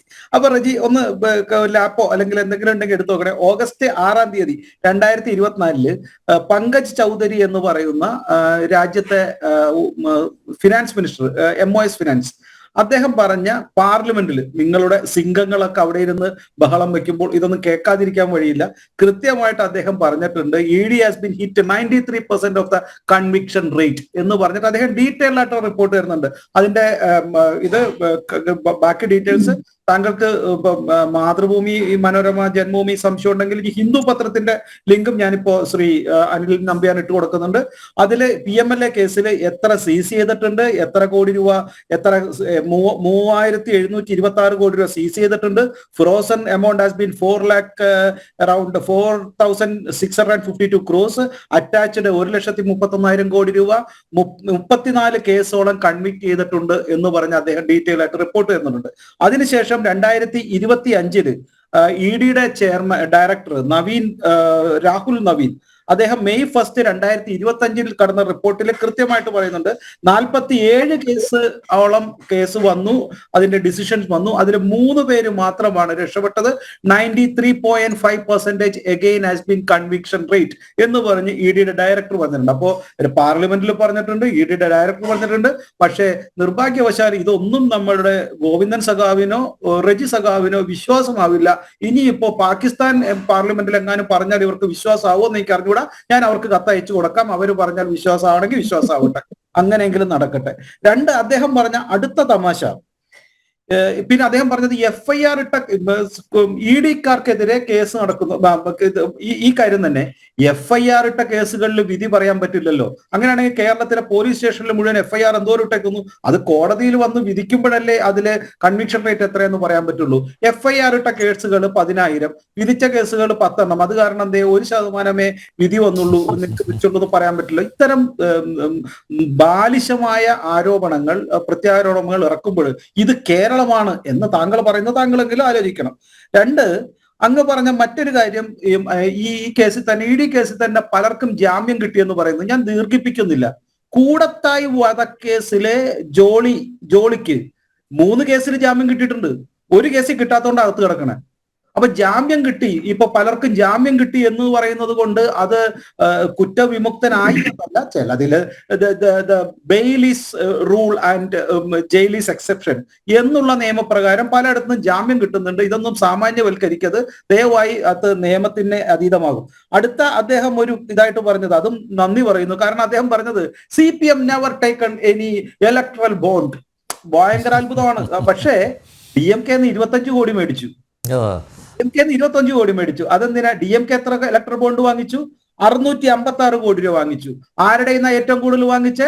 മാർട്ടിന്റെ. ആരാ മാർട്ടിൻ? ലോട്ടറി ഏജന്റ്, ലോട്ടറി രാജാവിന് എത്ര മേടിച്ച്? 550 കോടി. 550 കോടി മേടിക്കുമ്പോൾ 25 കോടി ഇവർക്ക് കിട്ടും. അത് അക്കൗണ്ടിൽ കിട്ടും. അക്കൗണ്ടിൽ കിട്ടാത്തതിന്റെ കുറെ കണക്കുകളും കൂടി ഇപ്പൊ പുറത്തേക്ക് വരുന്നുണ്ട്. ആ കണക്കുകൾ ഞാൻ വീണ്ടും പറയാം. അപ്പൊ അങ്ങനെ ഇലക്ട്രൽ ബോണ്ട് ഡയറക്റ്റ് മേടിച്ചിട്ടില്ല, കള്ളന്റെ കൊള്ളക്കാരന്റെ ഇതാണ് കണക്ക്. എന്റെ റെജി, ഇതൊക്കെ ആരോടാ പറയണത്? ബ്രാഞ്ച് ഓഫീസിൽ പോയിരുന്നു പറയാൻ കൊള്ളാം. പിന്നെ അടുത്തത്, പിന്നെ ഒരു തട്ടിപ്പ് കൂടെ ഉണ്ട്. ഞാൻ പലവണ പറഞ്ഞ ഇവര് ഈ മുത്തൂറ്റിൽ സമരം ചെയ്തില്ലേ? മുത്തൂസിന്റെ ചെയർമാനെ കല്ലെറിഞ്ഞ് അനിൽ നമ്പ്യാർ തിരുവനന്തപുരത്ത് വെച്ചിട്ടാ. മുത്തൂറ്റ് ഭയങ്കര സമരം, ചെയർമാനെതിരെ കല്ലേറ്. ആ സമയത്ത് ഇവരവിടെ നിന്ന് 25 കോടി വാങ്ങിച്ചു മുത്തൂറ്റിന്ന്. എന്നിട്ട് സമരം പൊളിച്ചു. എന്നാൽ ആ സമരം പൊളിഞ്ഞു പോയില്ലേ? ഇവരിങ്ങനെ സമരങ്ങൾ പൊതിക്കാൻ CITUവിനെയും ഇത്തരത്തിലുള്ള DYFഐയും പുറത്തിറക്കി വിട്ട് സമരം ചെയ്യുകയും അതേ കാലഘട്ടത്തിൽ തന്നെ മുത്തൂറ്റിൽ നിന്നും മാർട്ടിന്റെ നിന്നും DMK നിന്നും എവിടെ നിന്നൊക്കെ പണം കിട്ടുമോ അവിടെ നിന്നെല്ലാം മേടിച്ചിട്ടുണ്ട്. ഇപ്പൊ മേഘയുടെ നിന്നും മേടിച്ചിട്ടുണ്ട്, അവിടെ മണ്ണായിട്ടും കൊടുത്തിട്ടുണ്ട്, വേറെ പലതായിട്ടും കൊടുത്തിട്ടുണ്ട്. അപ്പോ ഇതാണ് നിങ്ങളുടെ നയം. ഞാനിപ്പോ കൂടുതൽ ദീർഘിപ്പിക്കുന്നില്ല. അപ്പൊ അതാണ് നയം. ഇനി ഈ കരുവന്നൂർ നിങ്ങൾ കാണിച്ച തട്ടിപ്പ് എന്തൊക്കെയാ? കരുവന്നൂർ പാർട്ടി അക്കൗണ്ടുകൾ എത്രണ്ണമുണ്ട് സഖാവെ? നിങ്ങൾക്ക് അറിയാമെങ്കിൽ ഞാൻ പറഞ്ഞുതരാം. Serial number CPIM Porathissery local committee building account 99513 അക്കൗണ്ടിൽ എത്ര ലക്ഷം കിടപ്പുണ്ട്? എത്ര ലക്ഷം പിടിക്കപ്പെട്ടു? CPM Porathode branch 8019 account number എത്ര കോടി കിടപ്പുണ്ട്? CPM area conference souvenir committee 5580 account number എത്ര കോടി കിടപ്പുണ്ട്? CPM പൊറാത്തുശ്ശേരി നോർത്ത് സൗത്ത് എല്ലാം ഉണ്ട്. രണ്ട് ലോക്കൽ കമ്മിറ്റി സെക്രട്ടറിമാരും പ്രതിപട്ടികയിലുണ്ട്. കൊരാത്തശ്ശേരി സൗത്ത് അക്കൗണ്ട് അവിടെ കിടപ്പുണ്ട്, കുറെ അക്കൗണ്ട്. ഇങ്ങനെ ഓരോ CPM അക്കൗണ്ടിലും ലക്ഷങ്ങൾ കോടികൾ അവിടെ വെച്ചേക്കാണ് ഈ ബ്രാഞ്ചിന് മാത്രം. പിന്നെ കള്ള അക്കൗണ്ടുകളിൽ വേറെ. ഇതെല്ലാം ED കൃത്യമായിട്ട് കൊണ്ടുവന്നിട്ടുണ്ട്. നിങ്ങളുടെ ബ്രാഞ്ച് കമ്മിറ്റികളും നിങ്ങളുടെ ജില്ലാ കമ്മിറ്റികളും കൊള്ള സങ്കേതമായി മാറിയിരിക്കുന്നു എന്നല്ലേ ഇതിന്റെ കണക്കുകൾ. അല്ല ശിവശങ്കർ, ഇന്ന് എനിക്ക് തോന്നുന്നു ഗോവിന്ദൻ സഖാവാണോ അല്ലെങ്കിൽ രാമകൃഷ്ണൻ സഖാവാണോ എന്നറിയില്ല, അവർ ചോദിച്ചത് ഇവർ തെറ്റ് ചെയ്തിട്ടുണ്ടെങ്കിൽ എന്തുകൊണ്ട് ED അറസ്റ്റ് ചെയ്തില്ല എന്ന്. അതാണ് ഇപ്പോഴത്തെ ചോദ്യം. മൊയ്തീനെയും അതുപോലെ രാധാകൃഷ്ണനെയും അതുപോലെ വർഗീസിനെയും എന്തുകൊണ്ട് അറസ്റ്റ് ചെയ്തില്ല? അല്ല, അത് ഇവർക്കിപ്പോ ചില താല്പര്യം കണ്ട് എങ്ങനെയെങ്കിലും ചിലരെ അറസ്റ്റ് ചെയ്ത് ഇടുന്നതുകൊണ്ടായിരിക്കാം. ഇതേ ചോദ്യം എനിക്ക് നേരെ തിരിച്ച് റജിയോട് ചോദിക്കാനുള്ളത്. BJPയുടെ എല്ലാ ബാങ്കുകളും തട്ടിപ്പാന്ന് പറയുന്നത് നിങ്ങളെന്താ അറസ്റ്റ്? വിജിലൻസ് എവിടെ ഇരിക്കണേ? അതെ, നിങ്ങളെന്താ കൈ കെട്ടിയിട്ടുണ്ടോ വിജിലൻസിന്റെ? നിങ്ങൾ ഞങ്ങളുടെ ആൾക്കാരെ അറസ്റ്റ് ചെയ്യുന്ന ധൈര്യം ഉണ്ടെങ്കിൽ വാ അങ്ങോട്ട്. തട്ടിപ്പുണ്ടെങ്കിൽ വിജിലൻസ് ഉണ്ടല്ലോ, എല്ലാം ഇരട്ടച്ചങ്കൻ ഒരാൾ ഇരിപ്പുണ്ടല്ലോ അവിടെ. അപ്പൊ എന്തുകൊണ്ട് അറസ്റ്റ് ചെയ്യാത്ത? അപ്പൊ അത് നിങ്ങൾക്ക് വയ്യ. ED ചോദ്യം ചെയ്യുമ്പോൾ EDയുടെ എന്നിട്ട് പറയാണ് EDയുടെ ഒരു ഉദ്യോഗസ്ഥനെ ഞങ്ങൾ കേസിൽ പെടുത്തി. അങ്ങനെയാണെങ്കിൽ ഇവിടെ പോലീസുകാർക്ക് കേസ് എടുക്കാൻ പറ്റില്ലല്ലോ. എന്തോരം പോലീസുകാരാണ് തട്ടിപ്പിനും കേസിനും അറസ്റ്റ് ചെയ്തിറക്കുന്നത്? എന്തോരം സിവിൽ ഉദ്യോഗസ്ഥരാണ് അറസ്റ്റ് ചെയ്തിറക്കുന്നത്? എന്തോരം സർക്കാർ ഉദ്യോഗസ്ഥരാണ് മറ്റുള്ള കേസിൽ പെട്ട് കിടക്കുന്നത്? ഇനി അതൊന്നും വേണ്ട. ഒരു കാര്യം പറയാൻ ആഗ്രഹിക്കുന്നു. ഇങ്ങനെയാണെങ്കിൽ നിങ്ങളുടെ സംസ്ഥാനത്തെ മുഖ്യമന്ത്രിക്കെതിരെ എന്തു പറയണം? ആദ്യത്തെ ഒരു പ്രൈവറ്റ് സെക്രട്ടറി ജയിലിലായി, ഇപ്പൊ രണ്ടാമത്തെ പ്രൈവറ്റ് സെക്രട്ടറിക്കെതിരെ CBI കേസ്. അങ്ങനെയാണെങ്കിൽ മകൾക്കെതിരെ കേസ്, മരുമോനെതിരെ കേസ്. ഇങ്ങനെയാണെങ്കിൽ അയാൾ മാത്രം കുറ്റവാളിയല്ല, പക്ഷെ ചുറ്റുമുള്ള മുഴുവൻ കള്ളന്മാരും കൊള്ളക്കാരും. ഇങ്ങനെയാണെങ്കിൽ ആ മുഖ്യമന്ത്രി എന്താ പറയണ്ടേ? അപ്പൊ ഇതൊന്നും നീതി വ്യവസ്ഥയ്ക്ക് ചോർന്നതല്ല. ജനങ്ങൾക്ക് ഇന്ന് മനസ്സിലായി. ഇന്ന് സംസ്ഥാനത്തെ പാർട്ടിക്ക് CPMന് അവർക്ക് ഇന്ന് കൊള്ള നടത്താനായി പാർട്ടിക്ക് നേരത്തെ അന്വേഷണ കമ്മിറ്റിയും പോലീസും ഉണ്ട്. പാർട്ടിക്ക് ഇപ്പോ ബാങ്ക് വന്നിരിക്കുന്നു. പാർട്ടിക്ക് നേരത്തെ കൊലപാതകം നടത്താൻ ആളുണ്ട്. പാർട്ടിക്ക് ഇത് അന്വേഷണ കമ്മീഷനും കോടതിയും വന്നിരിക്കുന്നു. നിങ്ങൾ തന്നെ നിശ്ചയിക്കും. നിങ്ങൾ തന്നെ ഓരോ പാർട്ടിക്കും ഓരോ കാലഘട്ടത്തിലും അന്വേഷണ കമ്മീഷനെ വെച്ച് ഇത് നിരപരാധിത്വം തെളിയും. നിങ്ങൾ ഇപ്പോ സംസ്ഥാന സർക്കാരിന് ഒരു പ്രോഗ്രസ് കാർഡ് ഉണ്ടാക്കി സ്വയം ഒപ്പിടുന്ന പോലെ നിങ്ങൾ തന്നെ ഒപ്പിട്ടാൽ ജനങ്ങൾ വിശ്വസിക്കുന്ന കാലം മാറിയിരിക്കുന്നു. ജനങ്ങൾക്ക് സത്യസന്ധമായി മനസ്സിലാക്കിയിരുന്നുള്ളതാണ് സത്യം. ഓക്കെ റജി, മറുപടി ഞാൻ ചോദിക്കുന്നില്ല. അല്ല, ഇതിനകത്ത് പ്രിയപ്പെട്ട ശിവശങ്കരോട് പറഞ്ഞപ്പോൾ എനിക്ക് ശരി വന്നു. കാരണം ഈ മൈസൂർ പാക്കിന് മൈസൂർ ശ്രീ എന്ന് പേര് മാറ്റിയതുപോലെയാണ് എന്റെ പ്രിയപ്പെട്ട സുഹൃത്ത് ശിവശങ്കർ ഈ ചർച്ച ഇപ്പൊ ഈ പറഞ്ഞ കാര്യങ്ങളല്ല. ഞാൻ അദ്ദേഹത്തിനോട് ഒന്ന് രണ്ട് കാര്യങ്ങൾ പറയാം. അതായത് ഈ ചോദ്യങ്ങൾക്ക് മറുചോദ്യം ചോദിക്കുക എന്നുള്ളതല്ല. ഈ രാജ്യം കണ്ട ഏറ്റവും വലിയ തീപ്പെട്ടിക്കൊള്ളക്കാരായ 3 പേരുടെ കാര്യം പറയാം. ഒന്ന്, അജിത് പവാർ 50,000 കോടി രൂപയുടെ തട്ടിപ്പ് നടത്താൻ EDയുടെ സമൻസ് എന്ന് ഹാജരായി അറസ്റ്റിന്റെ വക്കിലെത്തിയപ്പോഴാണ് അയാൾ നേരെ വന്ന് BJP ചേർന്ന് ഇപ്പൊ ഉപമുഖ്യമന്ത്രി 2ാം തവണയും മഹാരാഷ്ട്രയാണ്. ഹിമന്ത് ബിശ്വ ശർമ്മ എന്ന് പറഞ്ഞ, അല്ല ഞാൻ പറഞ്ഞു പൂർത്തിയിരിക്കേണ്ട ചിത്രം, ഞാൻ നിങ്ങൾ പറഞ്ഞാൽ കേട്ടോണ്ടിരിക്കില്ലായിരുന്നു. ഹിമന്ത് ബിശ്വ ശർമ്മ എന്ന് പറഞ്ഞ ഒരു മുഖ്യമന്ത്രി ഉണ്ട്, ആസാമിന്റെ 2ാം വട്ടം ആകുന്നേ. അദ്ദേഹത്തിന്റെ പേരിൽ 12 തവണ പാർലമെന്റ് മാർച്ച് നടത്തുകയാണ് BJP ഡൽഹിയിൽ. അയാൾ കോൺഗ്രസ് ഇരുന്നപ്പം അയാളെ പേരിൽ 35,000 കോടി രൂപയുടെ തട്ടിപ്പെടുത്തി. അയാള് BJP ചെന്ന് വിശുദ്ധ പട്ടം നേടി. അയാൾ ഇപ്പൊ രണ്ടാമത്തെ പ്രാവശ്യം അദ്ദേഹം മുഖ്യമന്ത്രിയാണ്.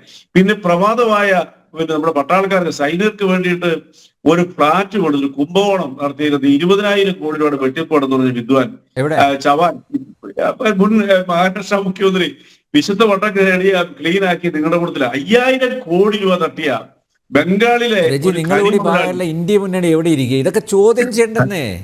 ഇത്രയും വലിയ ആയുധങ്ങൾ അവസരങ്ങൾ കിട്ടിയിട്ട് ഇത് എന്തൊരു കഷ്ടമാണ്. ഞാൻ മറുപടി വരുമ്പോൾ നിങ്ങൾ ഇടപെട്ടോട്, പക്ഷെ അതിന് മര്യാദയ്ക്ക് ഇടപെടേ. അതിലേറ്റവും ശരി വിശുദ്ധ വട്ടം നേടി അയാളിപ്പോ BJPയുടെ അവിടുത്തെ ഒരു ജില്ലയുടെ പ്രസിഡന്റ് ആയിട്ടിരിക്കുക, എവിടുത്തെ പശ്ചിമ ബംഗാളിലെ. ഇനി ദൂരോട്ടൊന്നും പോകണ്ട. നിങ്ങളുടെ ചരിത്രത്തിൽ ഇത്തരം പിന്നെ രാജ്യത്തെ ബാങ്കുകളെ കൊള്ളയടിച്ച 11 ഗുജറാത്തിൽ നിന്നുള്ള ഒരാള് നമ്മുടെ കർണാടകക്കാരനും നമ്മുടെ മധ്യരാജാവിന് 2,15,000 രൂപയാണ് ഓൾട്ട് മുതൽ ഇവര് കൊള്ളയടിച്ചുകൊണ്ട് പോയത്. ഒരൊറ്റ ആളെ ഇന്ത്യയെ കൊണ്ട് അതിന് സാധിച്ചിട്ടുണ്ടോ? നിങ്ങൾ അവരുടെ പേര് എന്തെങ്കിലും ചെയ്തിട്ടുണ്ടോ? എന്നിട്ടാണോ നിങ്ങൾ വക്കീൽ സാർ പറഞ്ഞ മറുപടി? അതൊക്കെ ഇത് ശരിയല്ല. ചർച്ച മനോഹരമായിട്ട് പിള്ളേരി വക്കീൽ സാർ, പ്രിയപ്പെട്ട വക്കീൽ സാർ പറഞ്ഞതിന് ഒരു മറുപടി, ഒറ്റ മറുപടിയേ ഉള്ളൂ. അവിടെ AC മൊയ്തീനെ കുറിച്ച് അദ്ദേഹം പ്രതിപാദിച്ചു. ഇപ്പൊ എല്ലാം പറയാനുള്ള സമയമില്ലല്ലോ. AC മൊയ്തീന്റെ കുടുംബത്ത് ഒരു ഫുൾ ഡേ റെയ്ഡ് നടത്തിയിട്ട് കണ്ടുപിടിച്ചതെന്നറിയോ? അദ്ദേഹത്തിന്റെ മകളുടെയും ആ സ്വതന്ത്ര വ്യക്തികളായ അദ്ദേഹത്തിന്റെ മകളുടെയും അദ്ദേഹത്തിന്റെ അമ്മയുടെയും ജീവിതത്തിലെ മുഴുവൻ സമ്പാദ്യമായി 24 കോടി രൂപ, 24 ലക്ഷം രൂപയുടെ ബാങ്ക് അക്കൗണ്ട് പിടിച്ചുകൊണ്ട് ബാങ്ക് അക്കൗണ്ട് ഫ്രീസ് ചെയ്തു. അവസാനം ബഹുമാനപ്പെട്ട കേരളത്തിന്റെ പിന്നെ ഹൈക്കോടതി പറഞ്ഞ വാക്കുകൾ ഞാൻ പ്രത്യേകം പറഞ്ഞു. ഞാനത് പറയാം. എന്തിന്റെ പേരിലാണ് ഇവരുടെ ഈ ബാങ്ക് അക്കൗണ്ട് നിന്ന് ഫ്രീസ് ചെയ്തത്? ഉടൻ അത് ഫ്രീസ് ചെയ്ത് മാറ്റാൻ പറഞ്ഞു. ഞങ്ങൾ ഇപ്പൊ തന്നെ ചെയ്യാന്ന് പറഞ്ഞുകൊണ്ട് ഈ പറഞ്ഞ ED അത് വിട്ടുകൊടുത്തു, ആ പണം വിട്ടുകൊടുത്തു. അതാണ് AC മൊയ്തീന്റെ കഥ. വക്കീൽ സാർ ഒന്ന് അറിയിക്കണം. പിന്നെ അല്ല ഞാൻ ഒന്നും പറയാൻ സമ്മതിക്കാതിരുന്നേ. പിന്നെ ഇവിടെ ശിവശങ്കർ പറഞ്ഞ ഒന്ന് രണ്ട് കാര്യങ്ങളോട് പറയാതിരിക്കാൻ പറ്റത്തില്ല. അതായത് ശിവശങ്കർ ഞാൻ പറഞ്ഞ ചോദ്യങ്ങൾക്കൊന്നും അദ്ദേഹത്തിന് ഒരു മറുപടി ഇല്ലായിരുന്നു. ഗുജറാത്തിലെ ബാങ്കുകളെ കുറിച്ചോ ഈ പറയുന്ന ED അല്ലെ ഇതിനെ കുറിച്ചൊന്നും ഇതൊന്നും ഇത് റെജിലിക്കോസ് പറയുന്നതല്ലേ, ഈ രാജ്യം ചർച്ച ചെയ്ത കാര്യമല്ലേ. പിന്നെ ഇലക്ട്രൽ ബോണ്ടിനെ കുറിച്ച് പറഞ്ഞു. CPM 1 രൂപയുടെ ഇലക്ട്രൽ ബോണ്ട് മേടിച്ചാണ് നിങ്ങൾക്ക് തെളിയിക്കാമോ? DMK വാങ്ങിയല്ലോ. അല്ല DMK ഇത് കേൾക്കൂ,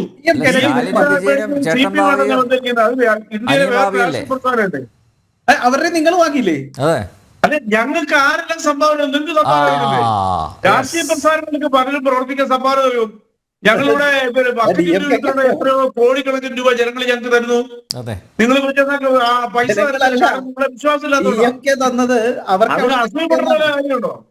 അതാണ് ഞാൻ പറയുന്നത്. നിങ്ങളാണ് ഈ രാജ്യത്ത് ഇലക്ട്രൽ ബോണ്ടിലൂടെ ഈ ലോകത്ത് തന്നെ ഏറ്റവും കൂടുതൽ സാമ്പത്തിക തട്ടിപ്പെടുത്ത് നിങ്ങളുടെ രാഷ്ട്രീയ പ്രസ്ഥാനത്തിന്റെ അഖിലേന്ത്യാ പ്രസിഡന്റ് പോലും നിഷേധിച്ചിട്ടില്ല. ഈ നിമിഷം വരെ നിഷേധിച്ചിട്ടില്ല കാര്യങ്ങള്. അപ്പൊ അങ്ങനെ പറയാനാണെങ്കിൽ 100 കാര്യങ്ങൾ പറയാൻ പറ്റും. ഓർക്കുക, പറയുമ്പോൾ നിൽക്കൂ, അടിസ്ഥാനപരമായ കാര്യങ്ങൾ ഉന്നയിക്കുമ്പോൾ അതിന് മറുപടി പറയാതെ കണ്ട് എനിക്ക് പയറഞ്ഞാടി നല്ല മറുപടി പറയണ്ട്. ഞാനിവിടെ സംസാരിച്ചത് ഞാൻ ഒന്നുകൂടെ പറയാം. ആര് തട്ടിപ്പ് നടത്തിയാലും അവരെ അറസ്റ്റ് ചെയ്ത് ജയിലിൽ കേൾക്കൂ. ആര് തട്ടിപ്പ് എവിടെ നടത്തിയാലും അറസ്റ്റ് ചെയ്ത് ജയിലിലിടുന്നുള്ളതാണ് തന്നെയാണ് എന്റെ ഞങ്ങളുടെ പാർട്ടിയുടെ വ്യക്തിപരമായിട്ട് എനിക്കും ഞാൻ അത്ര കാര്യങ്ങൾ ഒരുപാട് ചർച്ച ചെയ്തിട്ടുള്ളതാണ്. പക്ഷേ അത് നിരപരാധികളെ കൊടുക്കാനും രാഷ്ട്രീയത്തിന്റെ ഉപയോഗ വസ്തുക്കളാക്കി മാറ്റാൻ ശ്രമിച്ചു കഴിഞ്ഞാൽ വിമർശിക്കും. അതുകൊണ്ട് EDയുടെ കാര്യത്തിൽ കോടതി ഇന്ത്യയെ ശിക്ഷിച്ചിട്ടുള്ളൂ. കേൾക്കുന്നില്ല. കൺവിക്ഷൻ റേറ്റ് താങ്കൾ പറഞ്ഞത് തെറ്റിയില്ലേ? ശിവശങ്കർ കണക്ക് അവതരിപ്പിച്ചു. അതിന്റെ ശിവശങ്കർ അങ്ങനെ എന്തെല്ലാം കാര്യങ്ങൾ പറയുന്നുണ്ട്. പാർലമെന്റിൽ അവതരിപ്പിച്ച കണക്കാ. ഇന്ത്യയിൽ കുറ്റപത്രത്തിൽ ശിക്ഷിക്കപ്പെട്ടത് 2 കേസുകളിലാണ്. അതെ, ഞാൻ അങ്ങോട്ട് അയച്ചുതരാം. ഞാൻ പറഞ്ഞല്ല. Please don't under estimate the power of ED. ഇങ്ങനെ പറയാതെ 2 കേസിൽ മാത്രമേ ശിക്ഷിച്ചുള്ളൂ. ഞാൻ അണ്ടർസ്റ്റാൻഡ് ചെയ്തില്ല. EDയെ പോലെ മാരകമായ